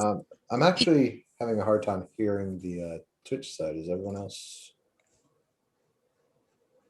Oh, it's Ezrin is muted and not on the screen. Yeah. Oh, oops. Well, yeah. Well, because I didn't do that, Ah. and I forgot to unmute. God damn it. Again. That mute emote is the best. I put glasses on it like, yo. It happens. Would be getting to know Yonk and Shima a bit better. Would that be part we could consider that part of our 2 days downtime because we'd be socializing with them at meals and things? Yeah. Making them feel welcome to the circus. I mean, yeah. I mean, you can do that. I mean, that's just normal RP. If there's anything specifically you want to do in that time with them. Yeah, not actually. specifically. Sorry. At some point, Cantrell will actually walk over to Shima and offer the dancing scarf item. I'm not sure if that would actually help them in the performance per se, but it could help them in a different situation. What's the dancing stuff? Hold on. This is the dancing scarf. I went ahead and pinged it Pinged it. in the chat for the game chat. In the Roll20 chat. Yeah.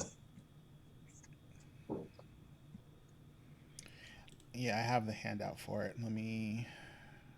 Ooh, that would look so pretty on her. The little blue scarf. Pretty thing, says Yonk, obviously super jealous.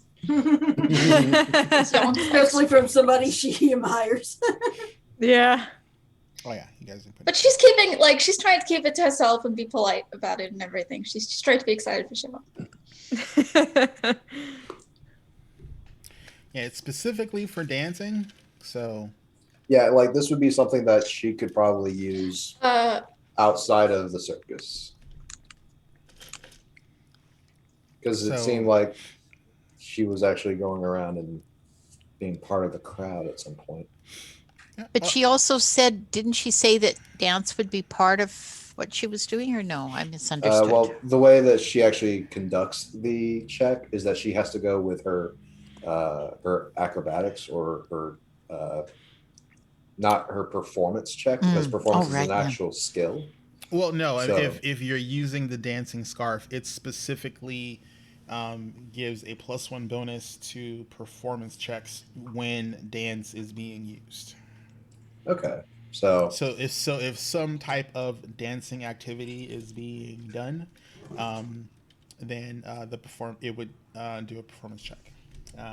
I would even extend that to if you had some sort of combat style like capoeira that was that had some sort of dancing with it. I would give you the +1 bonus. Right. So I would just walk over and kind of hold up a blue scarf in one hand, say, Shima, since you're going to be part of the circus soon, I figured that this might do you some better good than it would do for me. I've not really been one for dancing. I accept it, and I thank you. Just kind of nice. How are you adjusting so far? So far, it's a lot of work, but I am enjoying it. And the people are so Shoppers. nice here. Shoppers in bed, pride next to her, like sharpen her axe and just be like discussing with her before. So Chowder's next to you pretty much, just like Yeah, with a whetstone and her giant ass great axe, just shake. Like I'm just imagining the guy from Harry Potter 3 just going shh. yeah, that's pretty much what she's doing. So, Getting her hatchets ready for performance and all her crazy amount of hatchets that she has in her little trunk for performance. So Yonk, I would like some help getting my things from my cousin's house. Someone strong. oh, Shathra, Mm-hmm. would you mind accompanying Yonk? She Sure. says she needs to retrieve a few items from her place of stay at the moment. Sure. Very many items. Okay, she's now looked at her and be like, just like point at her muscles, but I'm pretty much a packed meal at this point.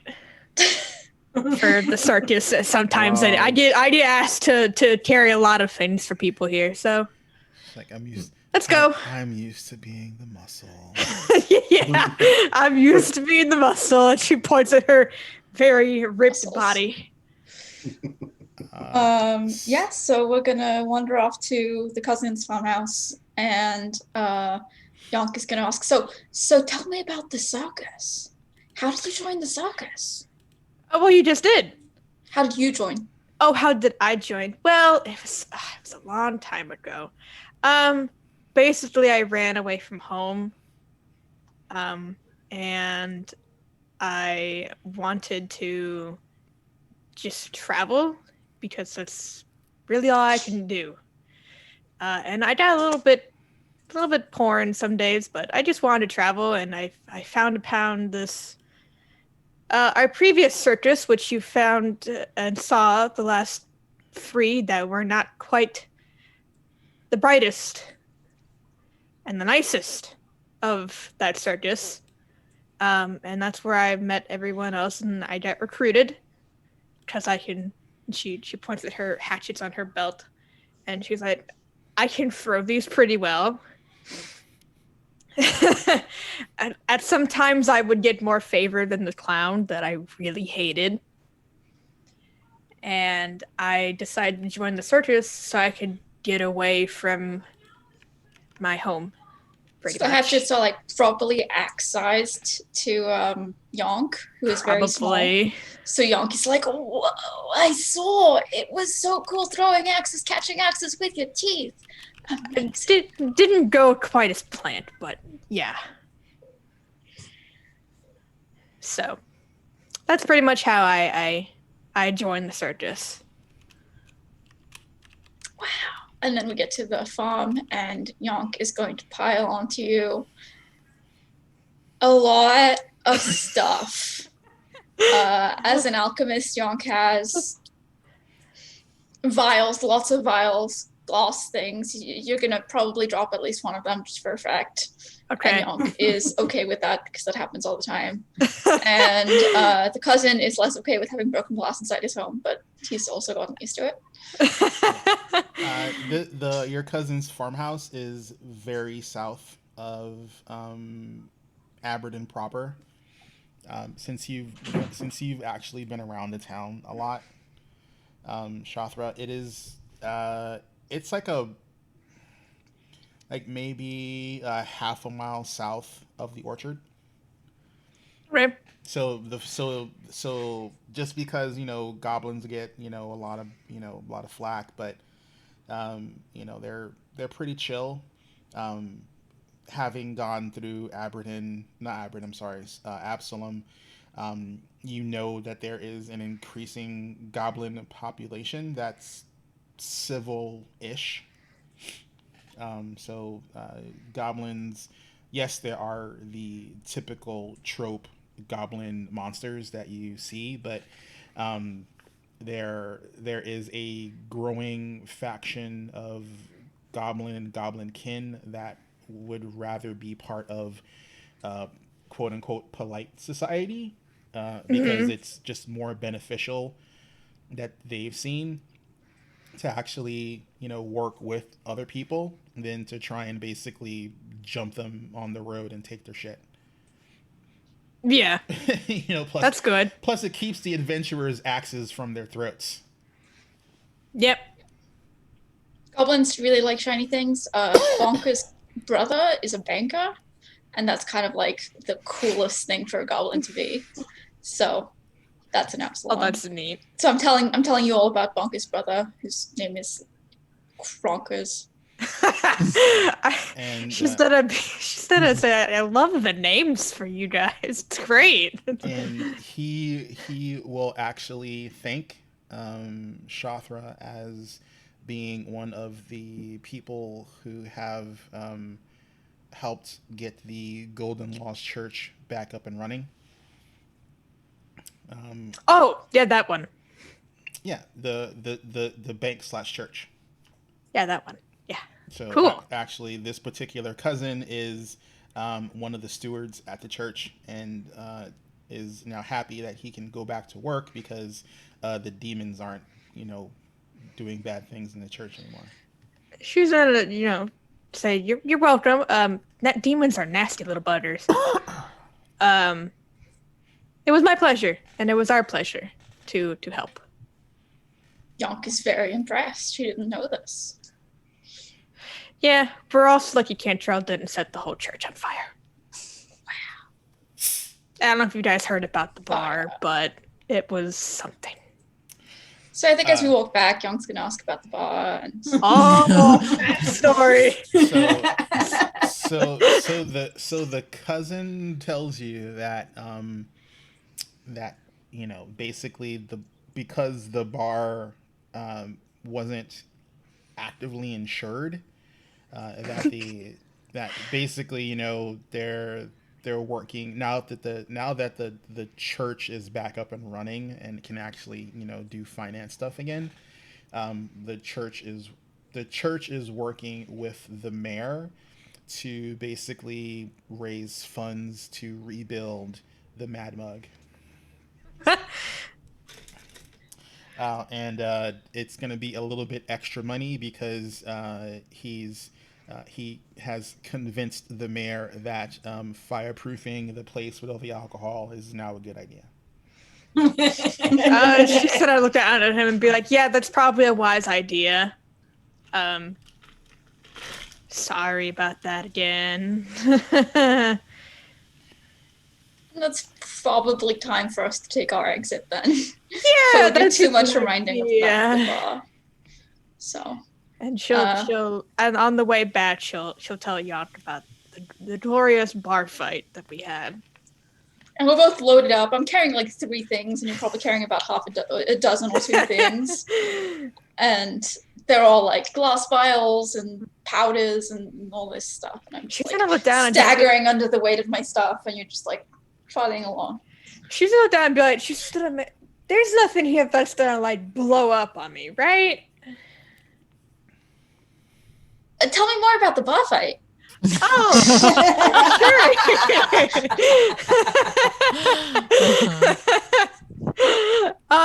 sure. She'll tell Look her that about the way. bar fight. Lots of death, my axe killed a lot of people, and then Cantrell started a fire. And then now, on contrary belief, we didn't make the fire worse. The gang did because someone decided to yell, "Oi, you twat!" That was the wrong. That wasn't a water barrel. I forgot what you said. What did you say? Not that one, you stupid idiot. Yeah, he's like, "Not that one, you stupid idiot!" And then everything just got worse. We didn't do that. You didn't do that. Good. Yeah, they did that. So, just so you know, the story that they're telling is wrong. I'm on your side. I know. But the whole city isn't. I know. Or I think I town. just called it. It's a town. Town. The whole town is not on our side. It's been a bad few weeks. Yeah, I mean, and you're working on it, Yeah. And then we got arrested. It's great. You did your time. Yeah. So you're trying to be, unlike most societies, they're trying to actively, reintroduce the reformed criminals back into polite society. I wouldn't even say we were criminals, but You have a yes, we record. did You're kill. criminals. We did kill some people. You guys legit have a record with the Pathfinder Society. You are officially reformed criminals. Oh, and then she'll tell Yont about the goat. There was also a goat, It was and also I fist fighted a dwarf. nice. Yonk loves stories. The goblins love stories, so this is a great time. We're becoming fast friends. Yeah,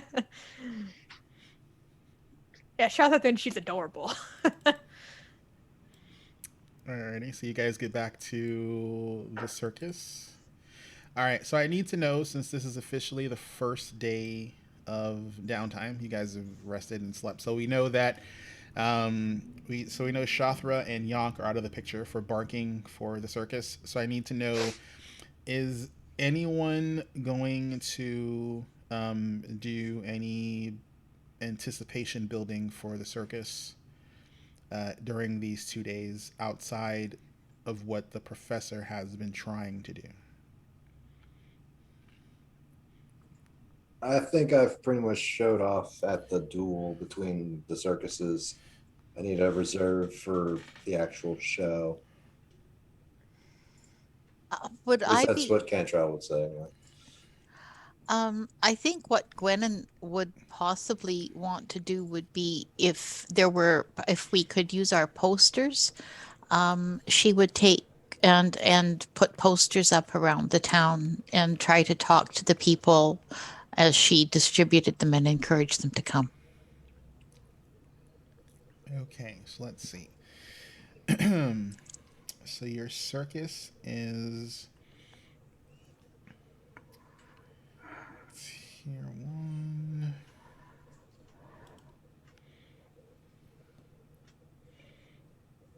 Yeah. So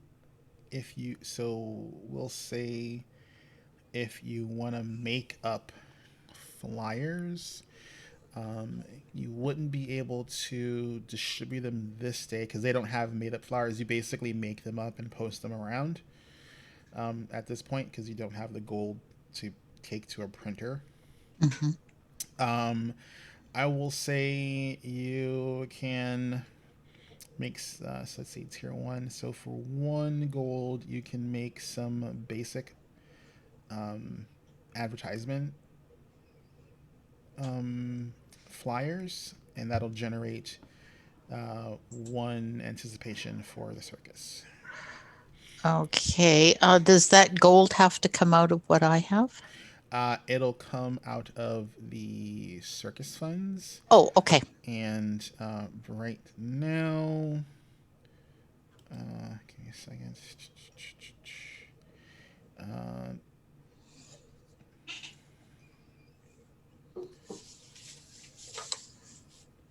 All right, so we're gonna say that the circus right now is kind of hurting. I have to find. Been trying to trying to find my sheet from the other one, but the circus has enough to front the 1 gold for the flyers for right now. Okay. Yeah, I was just looking at a ring I had as loot, but it doesn't come close to being a gold piece. So okay, if I was willing, like if I was just talking but not handing out flyers, is that something that can be done at no cost? So basically that would be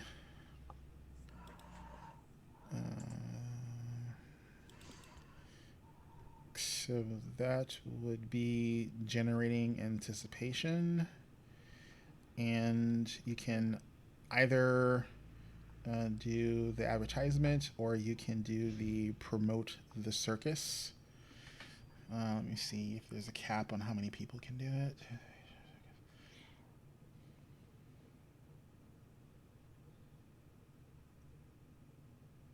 If necessary, I could toss in a gold piece for the flyers. So, so as it stands right now, only one person per day, and only 3 times can, prior to a circus, it be done. So if you want to, you can try and make the promote to the circus. It's a society check right now. So basically, you make a check against a predetermined DC, and then let's see, spend. All right, yeah, because you have to spend 2 consecutive. Yeah, so I will tell you now. These next 2 days, only one person, because there's not enough time, because the professor has been doing it. So basically, Okay. you'd have to basically spend the whole 2 downtime days doing the promote. So you can do other non circus related activities, but anything that requires downtime, you would not be able to do. Okay. And I think given my skill set, I probably should not do this. I'm probably going to do more harm than good. all right, so that's fine. So if you want to make flyers and put them up, that'll be your 2 days of activity. That'll cost 1 gold from the circus. Okay.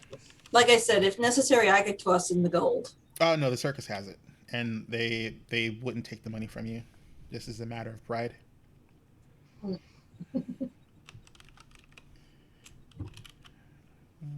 Yeah. If I had, I think it's Shastra has a much better society check than I do.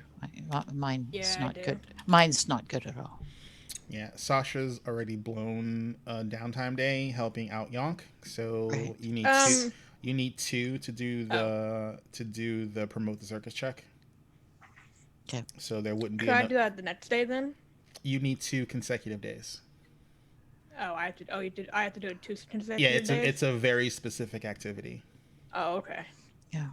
So I think rather spend the gold and be guaranteed a successful increase on anticipation.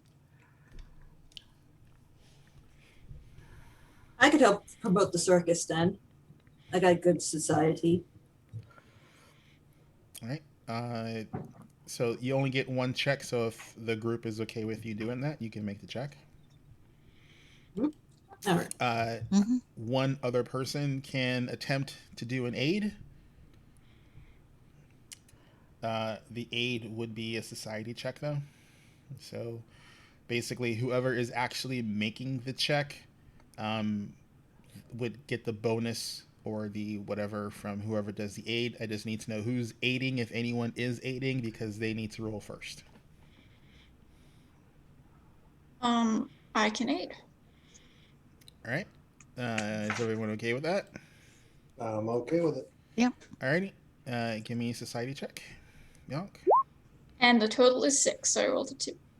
Alrighty. So that is unfortunately a critical failure.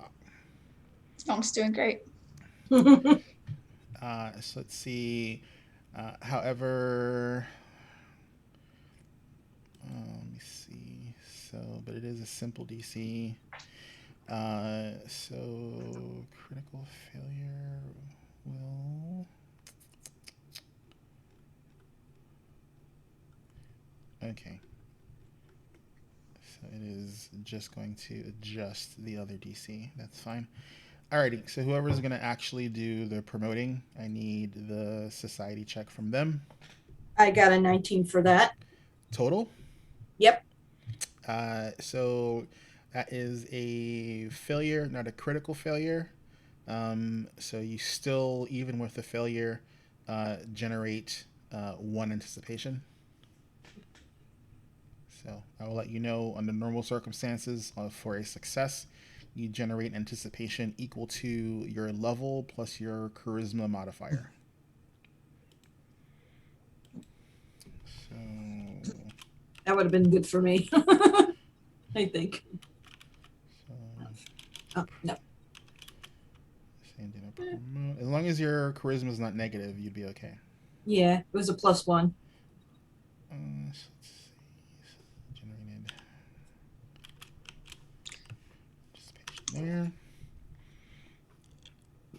I'm gonna promote. All right, so Shima basically is gonna spend the next 2 days, promoting the circus. So basically, every morning, she gets up and she basically just gets snatched by the clowns, the clown brigade, and they literally hit you with the makeup, and they point they paint little designs and whatnot on you, and basically just like give you like the arrow banner, to basically just go around town and just start basically spinning the sign for the circus. And they literally dress you up like a clown, but you drop the sign a couple times, so people are like, meh. It's like, maybe okay, we'll see what happens. On the second day, can you do an income check, or does that take more than one day? We don't handle income the same way because it's not, because what you're thinking is session based. So you would handle income at the end of the session for downtime. If you because to do an income, to make an income check, you need, I'm trying to remember, it's either 4 or 8 consecutive downtime days to do that. Got it. So there's not enough actual downtime for you to attempt to generate income, or do any of your alchemy stuff currently. So, I'm trying to think. Does quick alchemy decrease your formula check for anything? Or Does quick I'm not sure what you mean.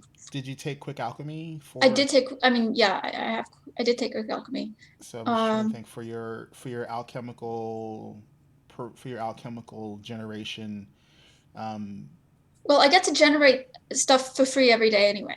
Okay. Just as a daily preparation. Alrighty. So the extra stuff that you would. So I would say for the next 2 days, you can bank whatever is going to be your quick alchemy generation. It actually so quick alchemy is like within a turn. Oh, that's right. Yeah, I'm sorry. Infused alchemy, it only lasts a day, so it disappears after a day, and I have to prepare a whole new set. All right. So I can't make anything. All right. So I would suggest still doing it and just making a note of what you make just in case something happens, so you know it's in your arsenal to use. Yeah. Alrighty, and then I'll stay with Shothra. So you spent 1 day helping Yonk. Are you doing anything on your second day?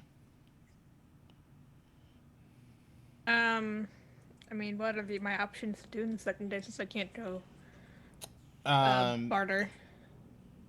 Well, I mean, if there's anything specific you want to do, if there's something, again, this is downtime, so if you want to work on a skill, learn something new, try and figure something out. I actually talk to some people, do some investigation around town.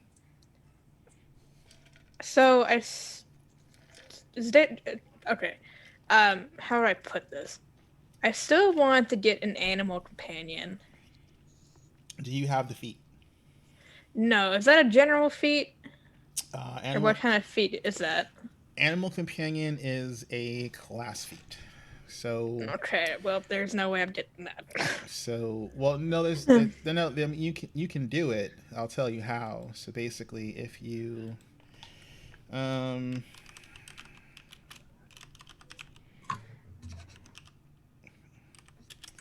trying to remember outside of being a druid or a ranger. Yeah, so if you're a ranger, you can do hunt prey. Let's see. Yeah, see, that's the thing. You don't need to.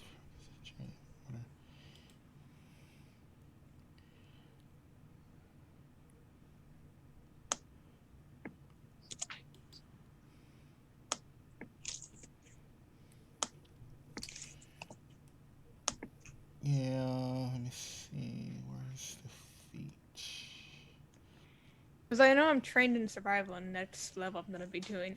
I'm gonna be using my still proficiency in survival. One quick second. I think it's been added to the advanced player guide. Sorry. What are you looking for? There's a method for non-rangers and druids to get animal companion. I'm just trying to remember.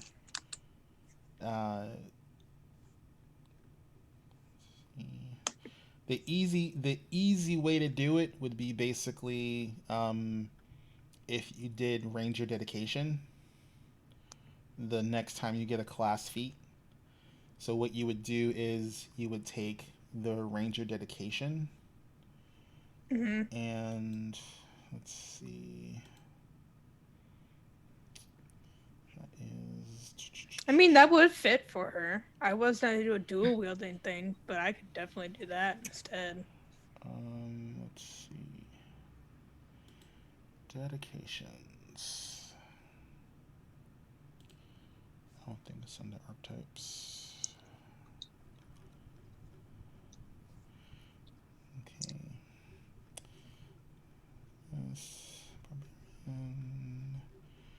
So. Does getting the range dedication give you a companion? I don't see it. You have to. It depends on how far you go down the feat tree for it.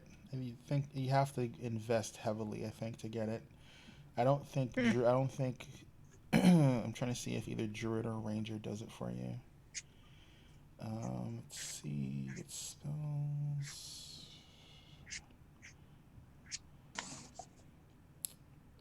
Fanciful wilding. Yeah, that's animals. Okay, so druid dedication doesn't give you animal companion. Well, let me see. Do you get to choose a circle? Okay, you gain the initial order spell from your order. Okay. Cannot suck an indication. Okay, so choose a druidic order. Okay, so yeah. So basically so let me just check and see if Ranger does the same thing. Sorry. There's actually a Beastmaster dedication in the Advanced Player's Guide. Oh, that's the one I was thinking of. Yeah, that's a feat 2 and you get a young animal companion right away. Yep. Ooh. Yep, so let me see. I have my advanced player guide. Let's see. That would almost be a better fit with her character than Yeah, that would be a fit. a druid. Or a ranger. Archetypes. And why are you not? There we go. It's like, why are you not alphabetized? So let's see.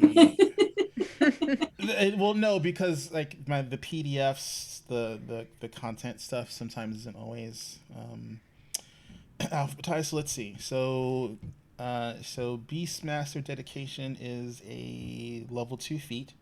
So you have to be at least level 2. So you are level 2. So the next time you get a class feat specifically, you can do it. So let's see. So you gain the service of a young animal companion that travels with you and obeys your commands. The rules for animal companion appear. Yada yada yada. Let's see. If you ever have more than one animal companion, you gain the call companion action. Okay, so you spend 1 minute calling different animal companions, switching. Oh, that's kind of handy. So basically, you can have you're basically a Pokemon trainer. Oh yeah, I'm definitely gonna be doing that. I'll discuss with you about that later. Alrighty, so because I have something at level 3. Yeah, but... so there's a bunch of stuff. So you don't get I don't believe you get a class feat at 3rd level. So No. you would have to wait until 4th level to get the class feat. Okay. And you would take the Beastmaster dedication. What did you take for your class feat for level 2? I took my Furious Finish. Okay. Yeah, so you've been using that, so you can't take that back. Yeah. So basically, at 4th level, you would take the Beastmaster dedication. You are trained in nature, right? I'm trained in survival. You have to be trained in nature. Okay, well, that is where my level 3 skill will be going to that. Right. So basically, if you're trained in nature, So you're prepping for it. You're training nature at level 4. You'll take the Beastmaster dedication. Yeah. And then that's how Pathfinder does multi-classing. Yeah. And then basically you cannot take another dedication until you've gained 2 additional feats in the Beastmaster archetype. So basically, if you wanted to take another dedication other than Beastmaster dedication, you would have to have 2 other excluding the Beastmaster dedication feats to then grab a third class or a second dedication. I wouldn't recommend that. I have not found a progression that is worth doing triple classing in Pathfinder yet. I've been looking. I like triple classing. I think it's kind of fun. Plus, it freaks people out. They're like, "Oh my God, there's 3 classes. What are you doing?" I'm like, "Who says adventurers are specialists? You know, sometimes there's jack of all trades. You know, master of none. That's what happens." So you're in the advanced player's guide? Yeah. Oh, okay. So if you're looking at the advanced player's guide, it's page 160. I was looking at the main thing. Yeah, no, this is the Bible. Yeah. to do it in the core book, you would either have to take, let's see, trained. You use the hunt prey. I don't think. Yeah, master spotter. Yeah, the ranger dedication is pretty much if you want to add archery. No. To your class. She doesn't need to be ranged. So I think what she'll probably spend today doing is like working on her nature skill. Alrighty, so you're prepping for. You can go around, look at herbs and whatnot, and yeah, I'll go around look at plants. But ooh, that's nice. Ooh, that's pretty. Right. Now the bear we have in the circus, he's he's a standalone entity, right? He's not available to become an animal companion. He is a mature animal companion. So right now he is under the control of the circus, and is unusable to anyone who does not have access to a mature animal companion. Kristen, when I say she won't be starting out with a bear, she'll be starting out with a young wolf pup. Yeah. So basically, how it'll be is when you actually get to the point where you do the dedication, you can either go out and look for, or something will happen to generate the young animal companion to show up. Depends on my mood.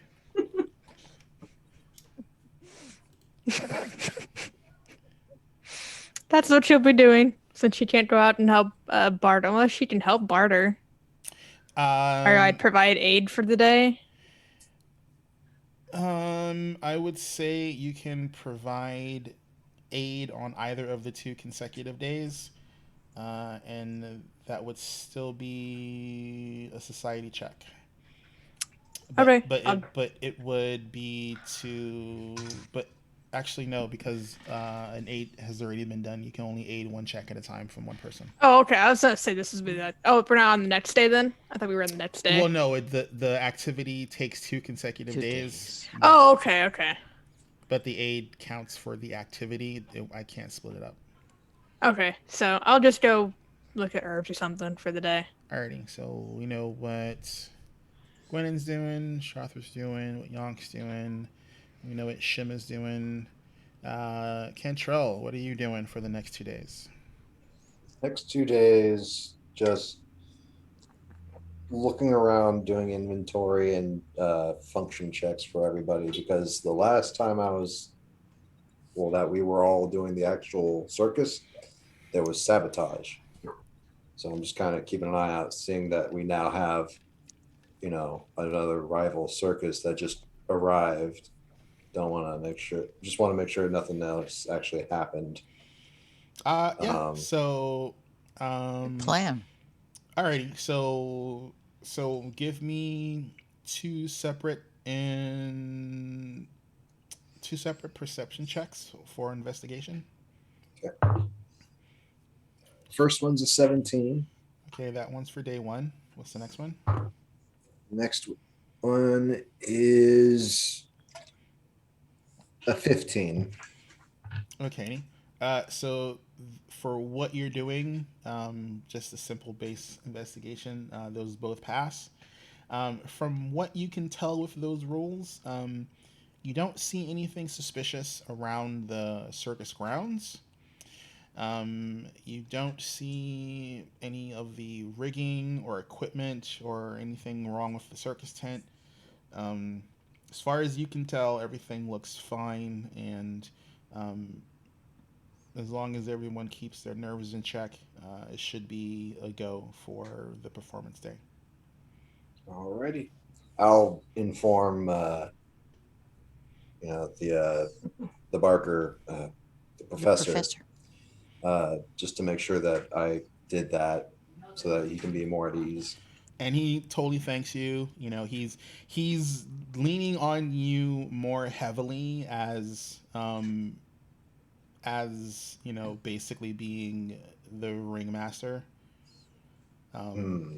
you know, you've out of all the performers and the circus um, folk, you've been stepping up consistently as you know, taking charge of things. So he's just confiding and relying on you more than normal for handling things around the circus. So Okay. uh, he's technically, you know, he's technically the one people look to still. But Right. if he can't be found, people look to you for what to do and what things should be done. Okay. Um, for a moment there, it almost sounded like I was going to be suspicious of him trying to retire, but knowing that, You're second in uh, command. No, but yeah, I'm just like, if you even suggest it, the professor is like, he's like, no, he like, you know, he's like, I'm still spry. okay. Just asking because it sounded a little scary. Been Uh, around for over 100 years, so he's like, talk like that just kind of throws me he's off like, for a and loop. this circus isn't even like a full year old yet. I'm like, I'm not gonna retire and leave you whippersnappers, you know, to ruin what we started. Fair enough. And who knows, it might even supersede my years. So, Oh, alrighty, Had the so professor also come from the menagerie? yes, he did.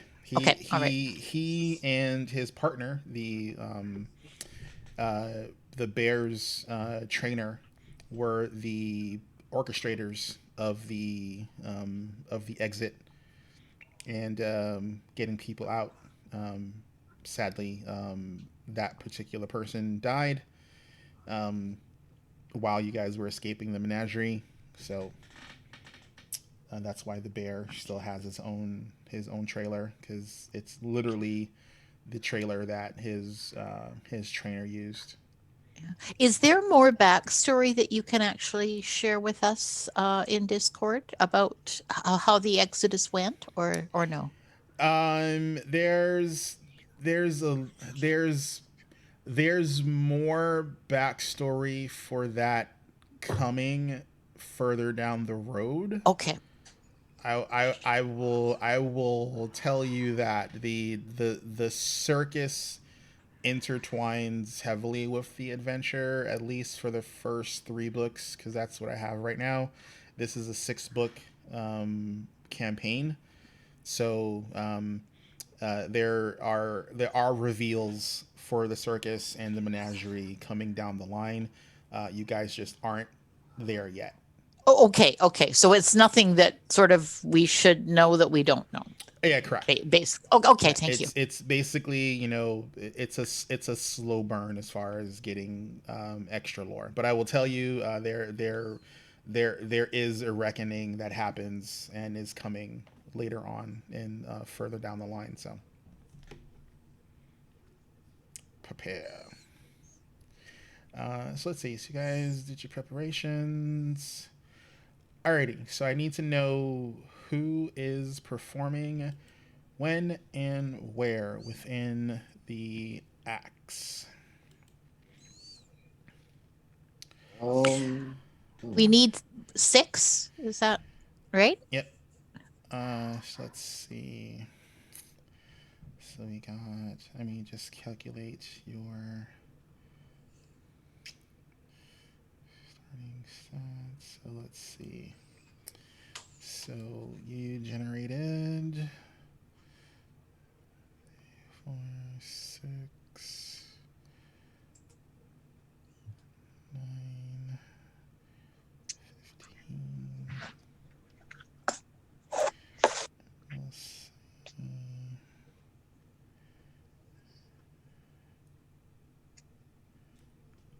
Okay. Say generated.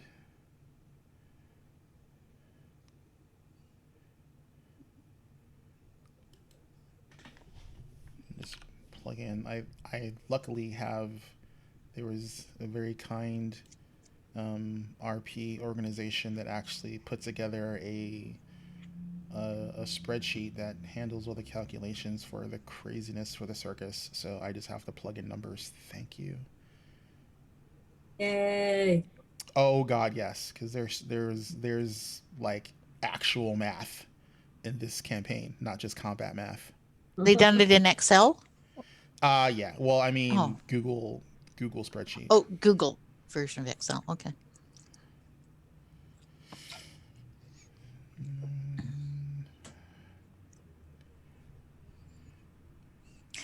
I'm just looking at our NPC list, and the woman who always wants to perform. I'm not sure that I'm seeing her there. She only ever wants to be the The main headliner. event. And is she not on the list? Wait. Oh no, she's there. It's Mordain. Oh, it's Mordain. Oh, okay. Mordain. Okay. Yeah, she's there. I mean, we could totally have her be the headline again. It's Mordain the magician. She prefers to be in the headliner spot. Hmm. Again, you don't have to put her there. If you put her in another spot, there's backstory RP nonsense with her. But I mean, it worked out last time we did it. Well, the thing Yeah. is, if it keeps her happy, like Yeah. she, I'm kind of at the point where the less we do to cause any animosity or friction within the circus, I think the better off we might be. I'll ask this actually. In the last 2 circus events, I know what happened in the first one. She failed. The second one that we were not here for, how did she do? She just barely succeeded. She had some difficulty with her restraints, and she was close to running out of breath. Let's just say. Okay.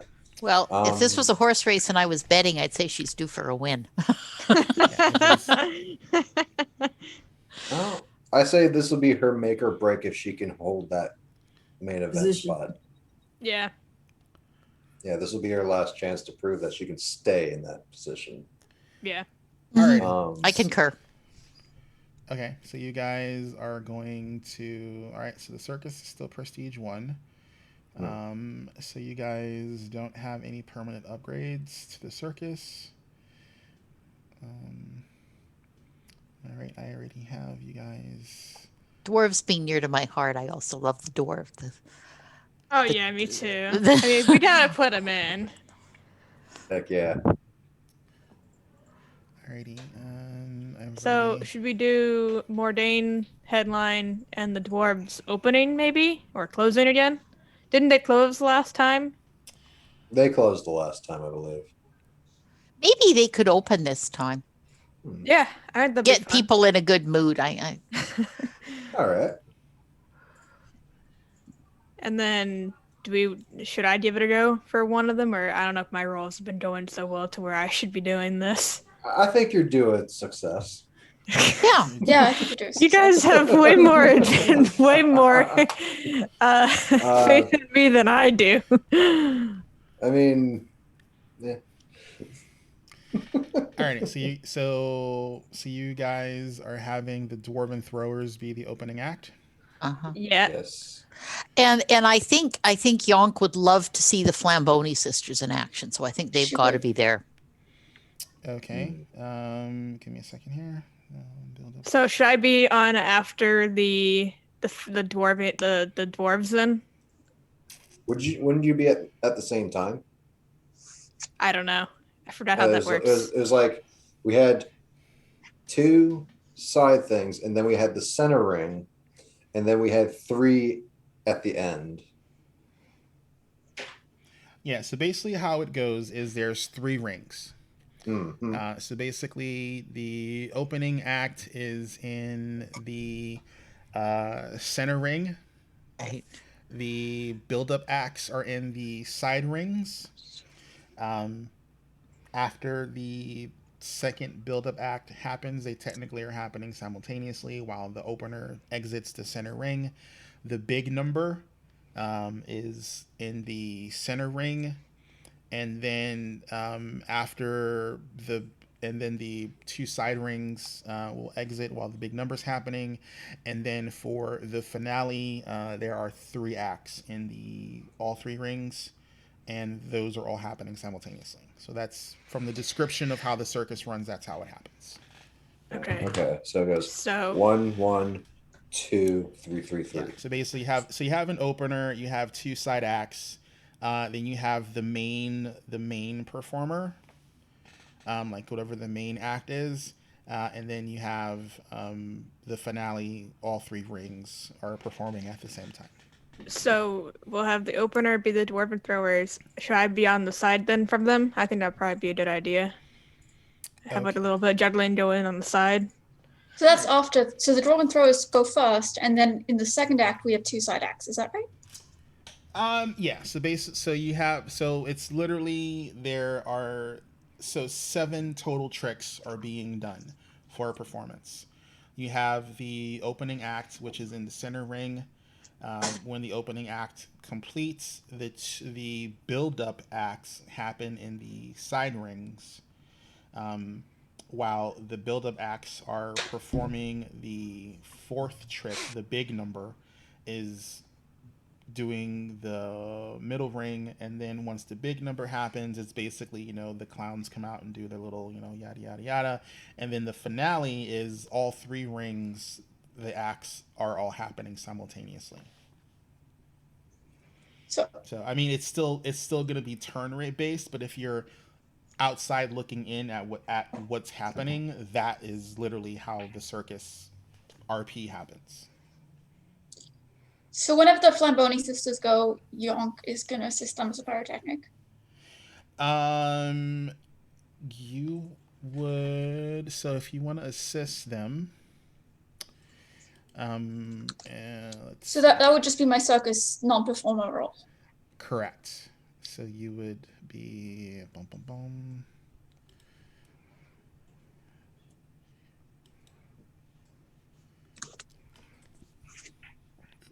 Oops. That's the wrong thing. So here we go. Putting on. Okay. So you've done the temporary stuff. So do we want the Flambonis as one of the final 3 then? I think so, yeah. Yeah. And then okay. maybe, does anyone else want to perform? Like you, Gwen, or Cantrell? I think I will. Well, we need perform. 7 total. So we've still got 3 spots. So All right, so you're having Mordain be the main number. Mm-hmm. Yep. yes. Okay. And then the Flamboni sisters being in the finale. If I went, I wouldn't mind going alongside Shathra, and then Yeah, we were the dwarven throwers. And then the opening act is going to be the Dwarven Throwers. Yeah, and then probably followed by me and Gwen. And then Cantrell, it would be really spectacular, probably with what you do if you were on with the Flamboni. It'd be lots of fire and stuff at the end, which would be neat. So the build-up acts are going to be Shathra and Gwenin. Uh-huh. Mm-hmm. So all right. So Got this. all right. So do you care who's trick 2 or trick 3 or? No. All right. No. So who do we want in as part of the final three? Flamboni sisters. What about the Cantrell. what about the Featherfall 5? I was Since, actually thinking about that too.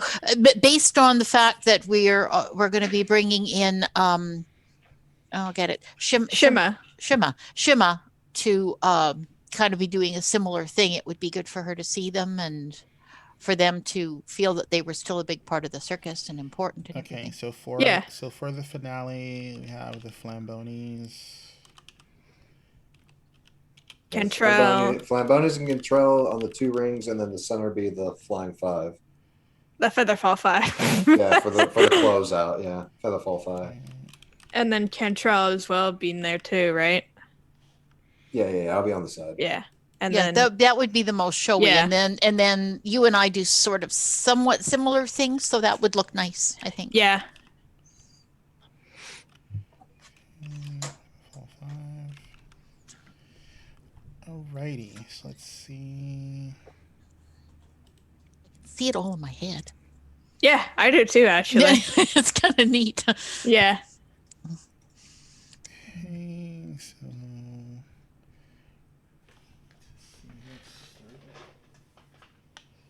And I have this vision of Yonk bouncing up and down on the sidelines.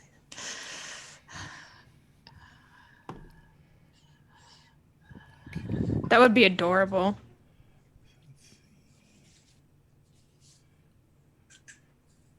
Has Yonk ever seen a whole circus performance? Nope. Oh, she's gonna love Cantrell. She can cheer Cantrell on this entire time while he's performing. Wait, does Get her Cantrell little also have banner fire? out. Does Cantrell also have fire? Technically, I have fire spells. I mean, as part of your act. No, not yet. No. Okay, that's fine. Yeah, Yonk will enjoy it. She'll have her banner out. Yeah. Yeah. Oh, did we ever get to the point where where Cantrell had to sign the banner? We'll just assume we did that. Yeah, definitely. Actually, he'll sign it in his native language script, which is leave Tiananese. Awesome. Did you correct the spelling too, or is that still the same? I think we should keep that the same. Well, considering that you can't translate one to the other, it actually doesn't look like English script. It looks kind of, well, as what they based the actual region in Pathfinder off of, the Tian culture.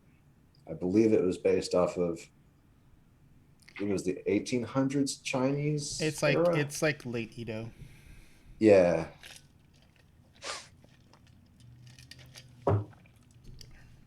Alrighty, so this is what I have that you guys have decided. I have the opener being the Dwarven Throwers.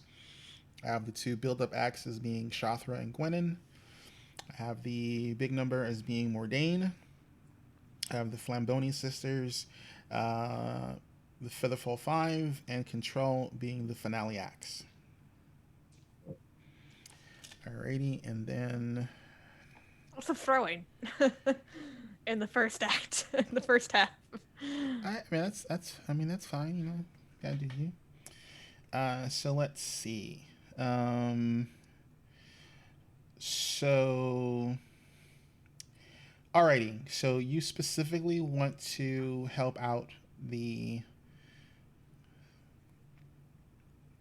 Alright, so then Yonk is going to, as a non-performing role, I'm presuming you're going to be pyrotechnics for the Flamboni sisters.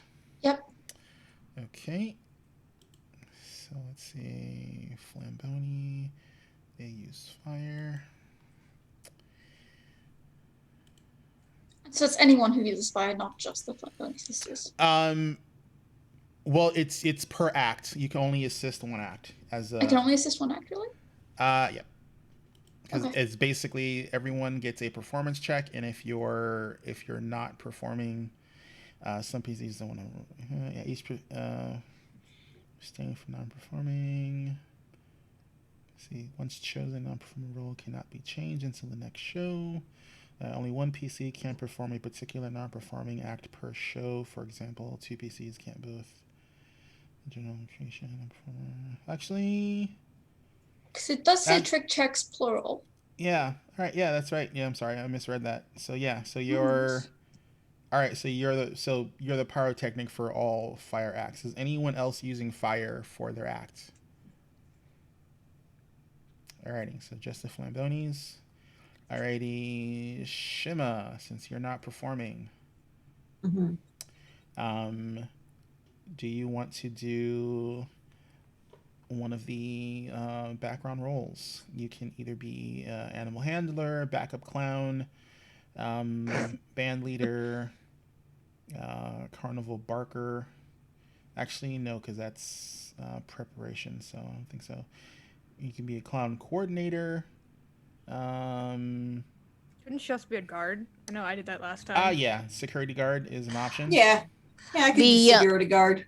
Well, the clowns were awfully important though, If you want to be a backup clown, or like the whole sending in the clowns was and yeah. So basically, the back. So you remember, you can only send in the clowns once per act. If there is a backup clown, you get an additional send in the clowns per act. If someone is a backup clown. I don't think Shima would be up for running around as a clown. That's perfectly fine. She could do guard duty, that's for sure. Yeah, she's got the punchies and the claws. Alrighty. So give me a second. I have to write all this stuff down. yeah, that kind of turned out to be a big thing last time too, didn't it? Yeah, me and Rosian were the bodyguards. Okay. So, we have Young. He's doing the pyro. Shima being a guard. Okay. Let's see. Sharthra's performing. Gwendolyn's performing. Michelle's performing. And that's 5, right? So everyone has a position in the circus right now, either performing or non-performing. Alrighty. So we're going to start the show.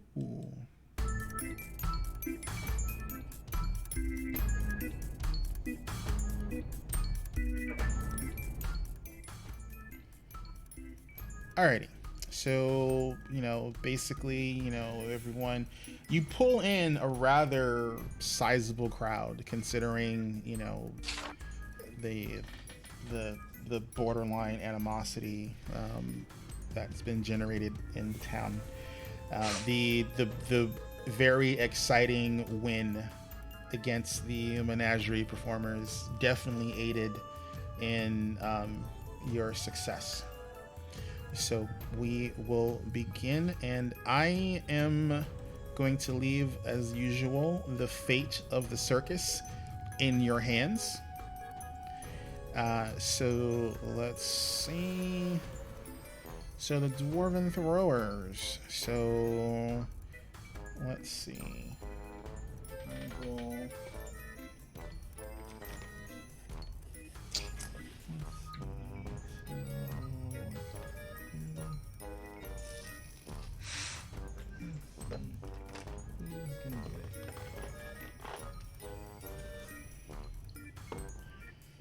Alrighty, so Weirds,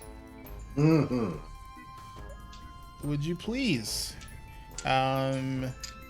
give me either an acrobatics or an athletics check. I will tell you the athletics is higher than the acrobatics. Hey. And this is not through any sort of Nope. actual act. This is just a roll. Just roll a d20 and let me know what number you got. All right. Natural 20 on acrobatics. 25. Okay. So Weird took all the nat 20s this session. As long as somebody's getting them. All two Yeah. of them. All two of them. The rest I've are got- gone. You should see my rolls today. Okay, Very so they depressing. open up with their signature trick. Let's see. Trick DC is a 15. You got a 20. You said you got a 25? Yes, total.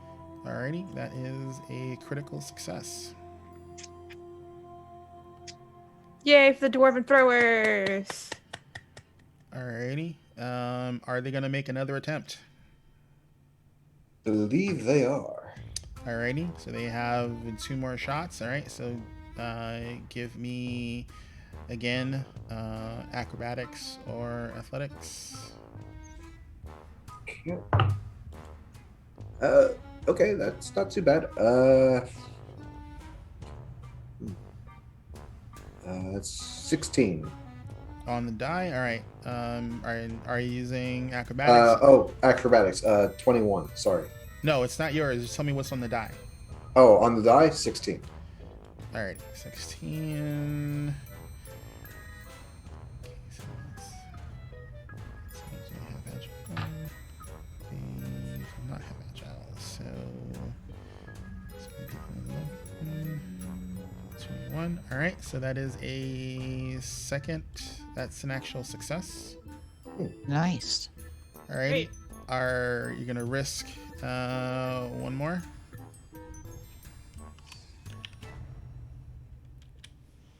For their third action? I think. I think we'll try again. For number 3. Alright. Let me know what's on the die.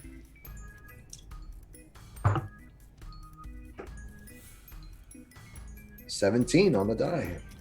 Alrighty. 17. So yeah, it's actually a success. Just barely. Nice. Whoa, nice. Nice, Okay. nice, Good nice. opening ad for the dwarven throwers. Whew. That's a bit of a relief, actually. Gwennon's jumping up and down on the sidelines and clapping. Alrighty. Shothra. I'm presuming you're opening up with your signature trick. Yep. She's gonna start tossing up her hatchets. Alrighty. So roll your trick check. Is it? We're still saying that it's athletics to juggle, right? Let's see. Yeah. You Okay. can use athletics to juggle.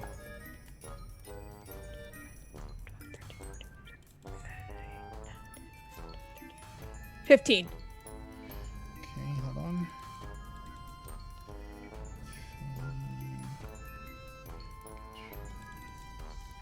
Oh, sorry, 16. I mathed wrong. So I have Okay. a 7, and I have +8 in athletics. Alrighty, cool. So you pass. That is a Okay. normal success. Yep. All right. I guess I'm gonna. I have the agile trait, so Okay. So you can make another attempt, and it'll be at a -4. okay. You know what? She's gonna start checking her axes at the targets. All right. So she's gonna make her attack roll to start checking for a bullseye.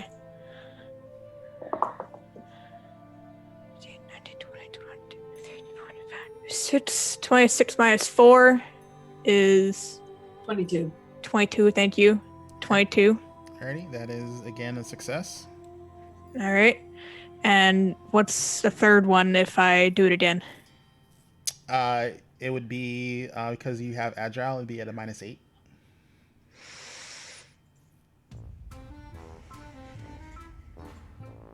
I could always send the clowns if I fail, so it wouldn't make it a fail. No, you can't because you need an action to send in the clowns. Okay. I'm gonna stop there because I don't want to risk it, and I've already gotten 2 successes, so I'm just gonna. She made her bullseye, and she's gonna let Gwen take from there. Alrighty. So while Shothra is doing all of her crazy stuff on her ring, Gwenin. Okay, so I'm casting Prestidigitation to bring up my water daggers, and then I'm going to give them a throw. All right. So it's the water trait and an athletics check. Oh dear. So that's only going to be a 10. 10 is a failure. Okay, so I will use my second action to send in the clowns. Okay, and then It's not a critical failure. You wouldn't hurt yourself. I don't think. No. So keep going, can you? up to you. If you I think I'd rather send in the clowns to try to flip it over to a success. okay. Alrighty. So, and then you have a third action if you want to attempt again. So basically, you're doing your juggling and your throws, and it looks like things are gonna go awry, and then, one of the clowns, steps, tumbles into the ring, and grabbing the bullseye, and falls into where it hits the mark, and the cloud. Okay. These wasn't really throwing them at a target. I was just juggling them though. Okay, well then they would, if you were gonna fumble, then they would basically push you or bump you in the right direction to make a catch instead of a failure. Okay, and I think I will stop at that point. Okay, so now we have Mordaine doing her thing. Really? You land on a corner? How do you do that? It's a D10. Well, I mean, I have a felt, die roller board, Yep. so it's like, all right. Sticky corners. All right, so Kitra, Mhm. do me a favor and roll me a d20 and tell me what the number is. 10. Okay.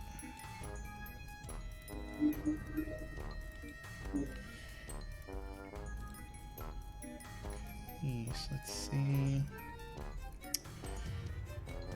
Alrighty, so she's making a fortitude save. Alrighty, so she makes her check. Okay, so success.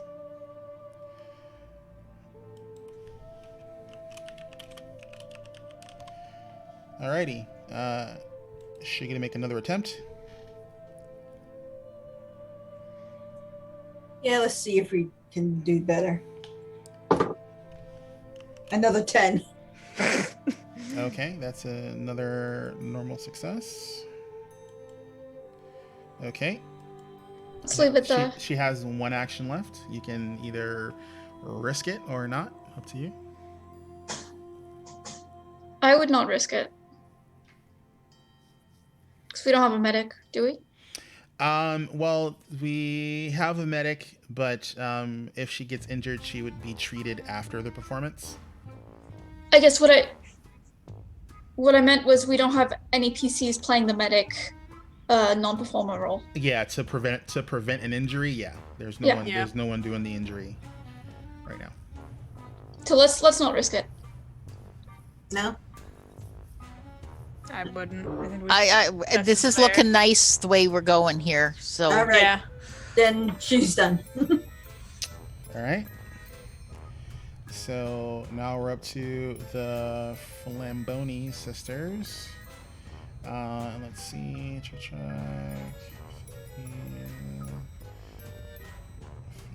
Right, double excitement. Alrighty, so let's see.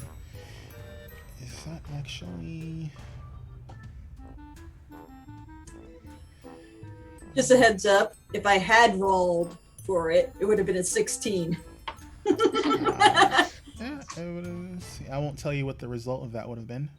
I'm just Yeah, saying. it might have been higher because it's also -10 at that point. Because I don't think she has the agile trait. Alrighty, so Flamboni Sisters. So just because I will let Yonk roll for the Flamboni Sisters. All right. Yonk rolls a 6. Ouch. Okay. Uh-oh. So, well, no, just roll a d20 on the die roller. That is what I did. That's what she did. Oh, that's what you, oh God. I also rolled a 6 on society earlier. No, that's fine. So let's see. Oh, you just roll. Okay, gotcha. D20. Oh man, this is why we use live dice. Yeah. So a 6. Let's see what is. I mean, I just need to look at their. oh my god, she's like one off being able to have at least a normal success. Let's see. Both the same numbers. What does it take for someone to run an assist or something? How does that work? So that's what the Send in the Clowns are for.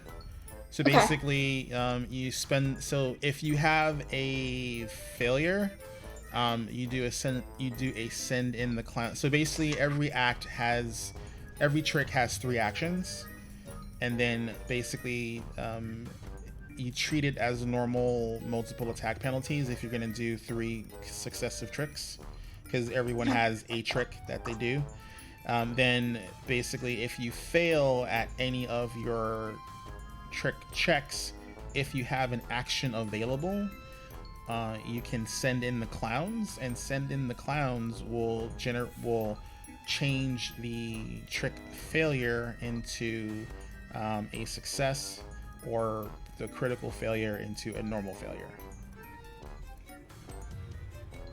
So basically, you can use the clowns to change the modifier in your favor, but you lose an action. So basically, your normal failure generates no anticipation or excitement.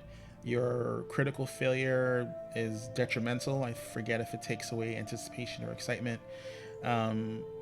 And you can use the clowns to affect the success of those. So it's not truly a success. It's basically you messed up, and then the clowns come in and do the distraction. So that to appease the crowd, to at least give you a success. All right. So sorry. What was the result of the Flamboni Sisters roll? So it is a failure because you didn't get high enough on their DC. You're close, but not close enough. But it's not a critical failure. So you can send in the clowns to get a success if you want. And if we send in the clowns, can we try the act again afterwards? If you're gonna do that, I would try the trick to see if you get a success, and then if that fails, do the send in the clowns.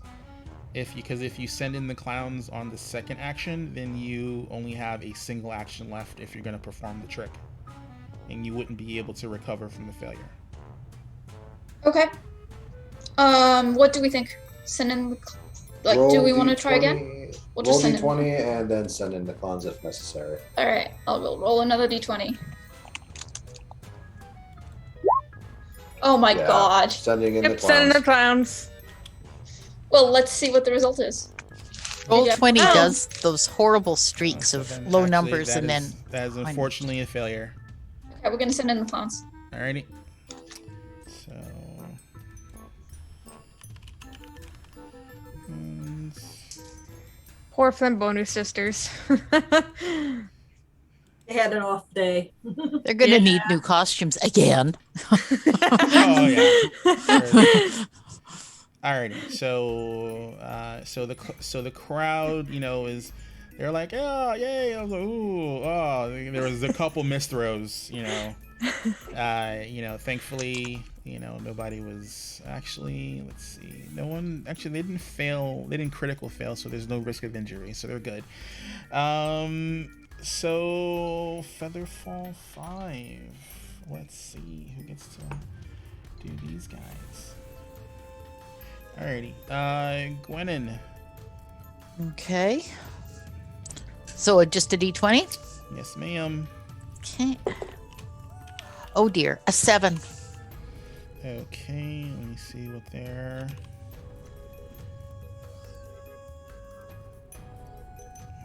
Let's see. So their acrobatics isn't Their high. acrobatics. So that is. Okay, so that is a 15.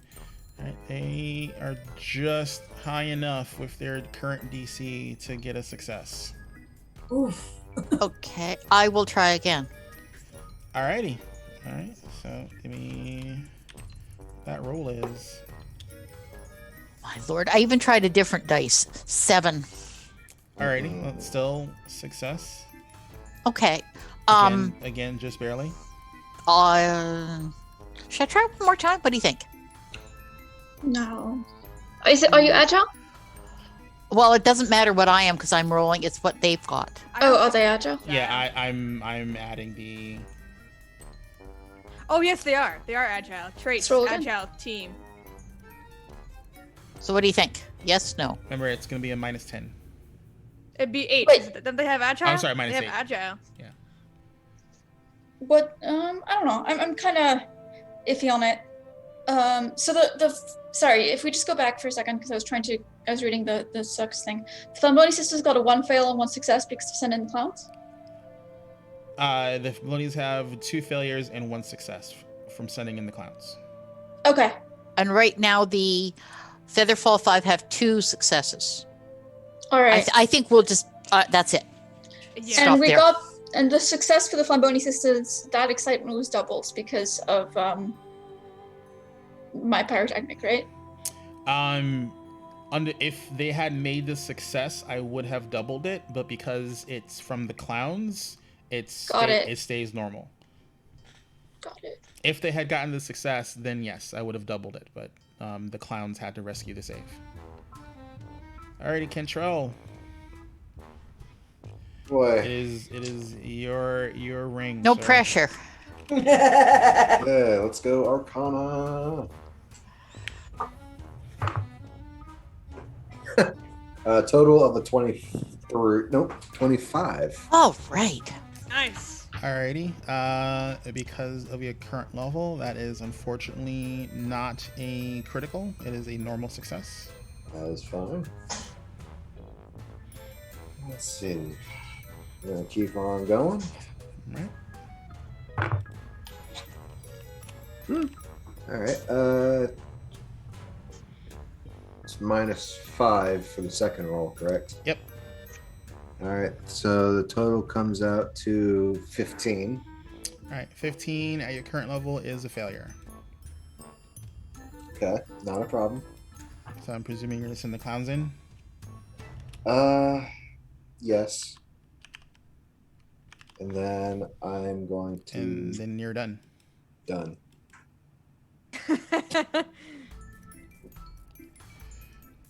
Alrighty, so Even though there's no real risk of injury for my stuff, it's better end on a high note. you have to critically fail to risk injury. Mm-hmm.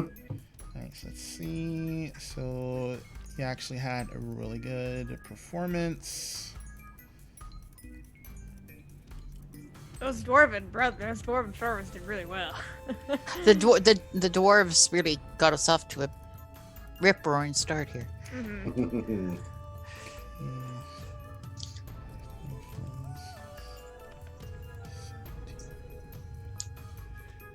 Give me a second here. Sorry, just plugging in all the right numbers.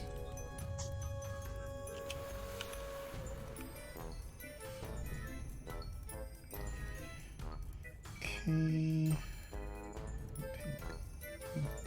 Alrighty, so you guys actually had a very successful performance. All right. Alrighty. So the circus, in addition with its previous earnings, So I'm gonna because Cantrell is basically the ringleader. Right now, I'm gonna have you keep a track of the prestige and the funds of the circus. This is separate. Okay. This is separate from your money, and Right, yeah. so currently it's actually let's see, because you made money from the first one. Yeah, so the circus currently has 40 gold pieces.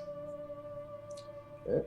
And it has a prestige currently of 1. So let's see. So you guys can choose to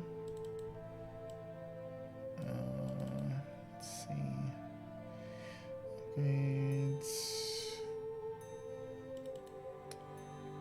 So you guys can choose to, if you want,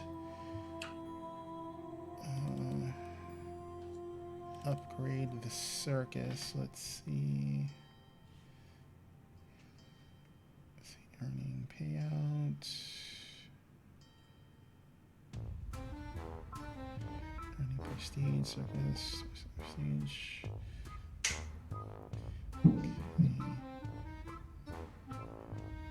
Okay, sorry. Zero fail show the circus earns prestige. Okay, I'm sorry. I need to adjust this. So you earned a single. I misread something. So you earned the failed performance earned a single prestige. Alright. So Yeah. So the circus is currently prestige 2 from the field. Show is successful. And the circus has 2 success. Alrighty, so Circus has earned, because he had a successful show, the Circus has earned 2 additional prestige, so the Circus is currently at 4 prestige. okay.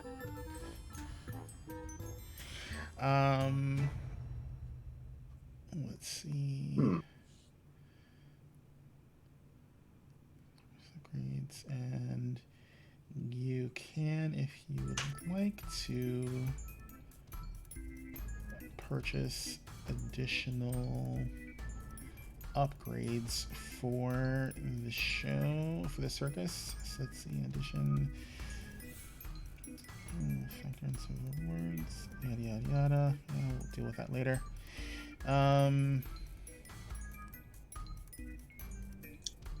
Alrighty, so there's certain upgrades that require minimum prestige.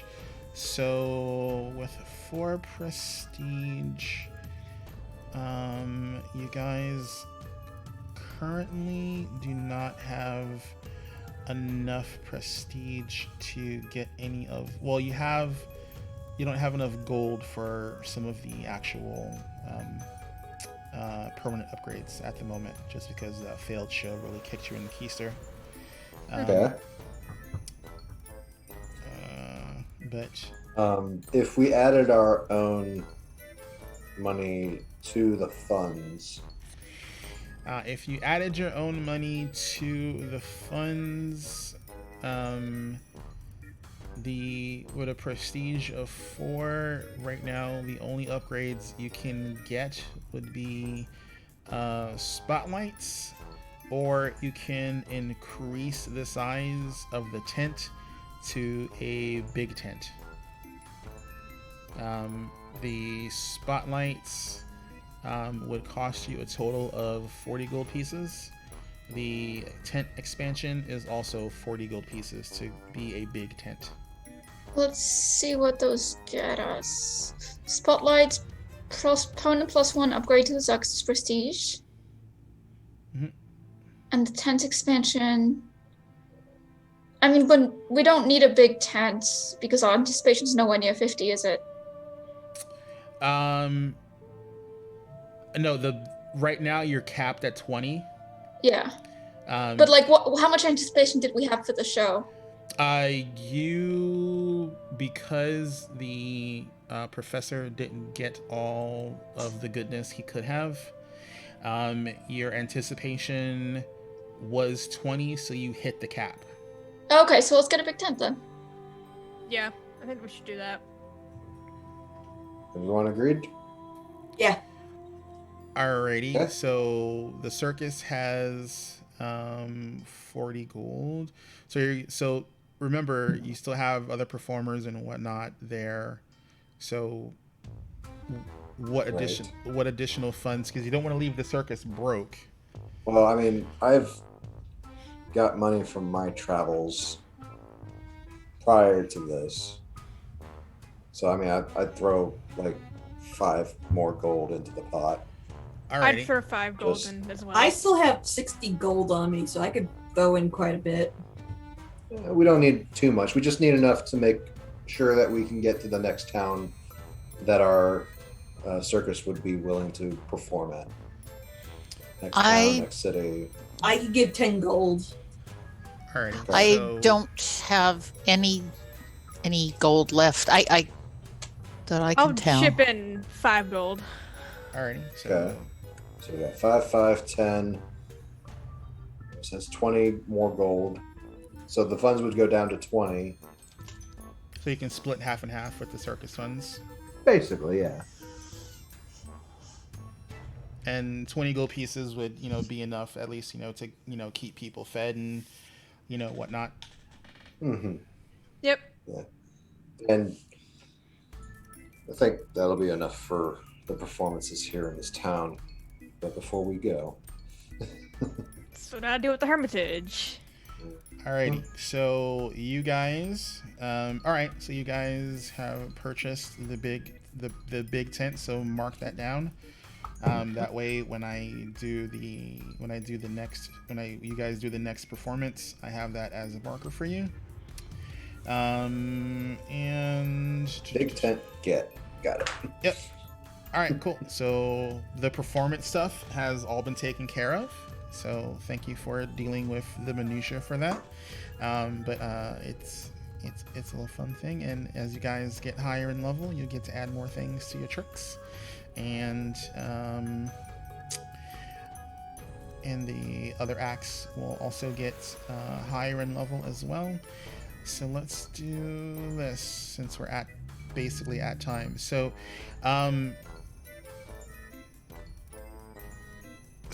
how we're going to end things off is this. So you guys, you send word over to Absalom, hey, we need material so we can get a bigger tent, whatever. You send a runner. It's going to take a little bit to get the big tent, but to get the extra stuff you need to make a bigger tent. But you'll be able to get that by the next performance, so that's not going to be an issue. As you guys are heading towards the back to your resting spots, you're like everyone's done breakdown. The stragglers have moved away from the fire pit that's outside the circus grounds, and they're doing their thing, and you guys are just doing a once over of the circus grounds. And as you guys are going back into the entrance, the back entrance from the main tent where the performers have access, you hear like this clockwork whirligig kind of sound, and like a thump. And as you all turn around, you see that there is this rather large mechanical clown, as the only thing I can say. And it is large sized. It is obviously made of metal. It has these weird spring type things for arms with large boxing gloves, and it has this like weird bulbous kind of clown head, and you hear this familiar cackling as you see behind the clown is Jellicoe. and Oh no. he's looking at you guys, and he's like, "We got business." And that's where we're gonna leave things off. And furthering my need to get heat metal as a spell. This is why I Okay. said the circus is dangerous. Lost my door. Give me one quick second. Someone's knocking at my door. I don't know why. Hold on. Just so you all know, Shopper's gonna kill that fucking clown. Yeah, she is. His head's coming right off. Jericho, Jelly, what was his name? Jelly Bounce. Jelly, bouncy. Bounce. Jericho bounce is gonna be deflated. Good. So, I'm ready to kill a killer clown. We will assist in your mission.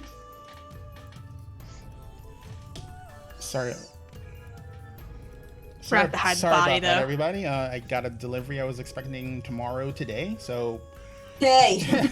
Ooh, I was, interesting. I was like, no one's supposed to be knocking at my door right now. Who's knocking at my door? it's either good news or bad news. So thankfully it's good news. In case anyone's interested, I bought Bravely Darkness or Darkly 2 for the Switch. Default. Bravely Default 2 for the Switch. I did not enjoy the DS version so much, and I think it was because the augmented reality just kind of broke my game immersion with it. So I didn't really dig it too much, but I've watched some gameplay of 2, and it really reminds me of I want to say like Final Fantasy V with the job system, and I really enjoyed Final Fantasy V, so I'm gonna give it a shot. So we'll see what happens. I've heard it's also really hard. Just if you like that challenge, it's really hard apparently. It just means I gotta grind more. That's okay. I love that. Good choice. Just gotta grind more. It's all about the grind, baby. Mhm. All right, so everyone, thank you so much. I really appreciate you guys dealing with our performers and their shenanigans. And just so everyone is aware, because you'll be entering chapter 3 at the end of this particular combat, you guys can go ahead and put yourself to level 3 if you're not level 3 already. Woohoo! Woo! Boop. Done. So I will inform Zora, if she's not still watching, that you guys are level 3. Just make sure you add the 3 and make any changes you need to your character cards that are going to affect your hit points, AC, and stats, because those are used for the character cards. So that the way she can just update the numbers and get me new character cards, so I can add those to OBS. And that's pretty much it. So we do not only do this show. On Mondays currently we have No Way Out, and it's been updated, so that's awesome. So Mondays we have No Way Out. We follow a bunch of Knoll pups running through the desert, doing weird Knoll pup things. I don't know how they're alive still. I feel for them consistently. And returning on Tuesday after a very long hiatus because 2 of our players decided to culminate and make a player 0. Destiny Forge is back on Tuesdays again. Where we left off is terrifying because we basically are waiting for Shadow Fox's drow waifu to raise a library from a subterranean tower, and it's gonna be ugly because there's still undeath and stuff and a looming storm cloud of actual blood in the next 2 to 3 days. So yeah, there's gonna be shenanigans to be had on Tuesday. I highly recommend you guys come and check it out. It's gonna be all Forecast is coagulated. Yeah, forecast is gore to the nth degree. I'm not looking forward to a shower of blood. And my character spent months in Avernus, so not looking forward to that. And on alternating Saturdays, we have our show here, Wayward Wanderers, where I run these guys through the Extinction Curse campaign setting. And then the alternate Saturday, so next Saturday, come and watch Withered Wastes, where that crew of dysfunctional misfits are basically trying at this point, trying to, if you guys are at the ball right now, right? Like you guys are in it. We are finally becoming cohesive, and we will be starting the night of the ball. Yeah, I know there was planning and dress getting and a bunch of people putting shit on the table because there were misaligned objectives. Hey, I almost got made neutral evil at one point because of the card. Yeah, so so there's crazy stuff happening there. I highly recommend you tune in. And that show doesn't start at noon; it starts at 11:30. So if you're gonna tune in for that one next Saturday, it's 11:30 because we have some people who need to dip out earlier for that show. And that's basically it. Remember, this is also a charity stream, so we give to Extra Life. So if you ever want to do something special with these crazy kooky folks, I think this is still the right command. Hopefully, fingers crossed. Let's see. Yeah. So if you are feeling charitable and you decide you want to give for the kids, basically we have goal incentives. So you basically can do good things for the players, horrible things for the players. Someone did something really good for the players, and a very good boon for them is coming up soon. So they've been anxiously waiting for that. So they'll finally get to see that next episode. And I think that is it. There's nothing else crazy going on. So tune in 2 weeks, and we're gonna have Crazy Clown Battle and an excursion over to the Hermitage to see what the heck is going on with these crazy monks. And that's it, guys. We love your faces, and we will see you next time. Bye. Bye. Bye. That was great. That was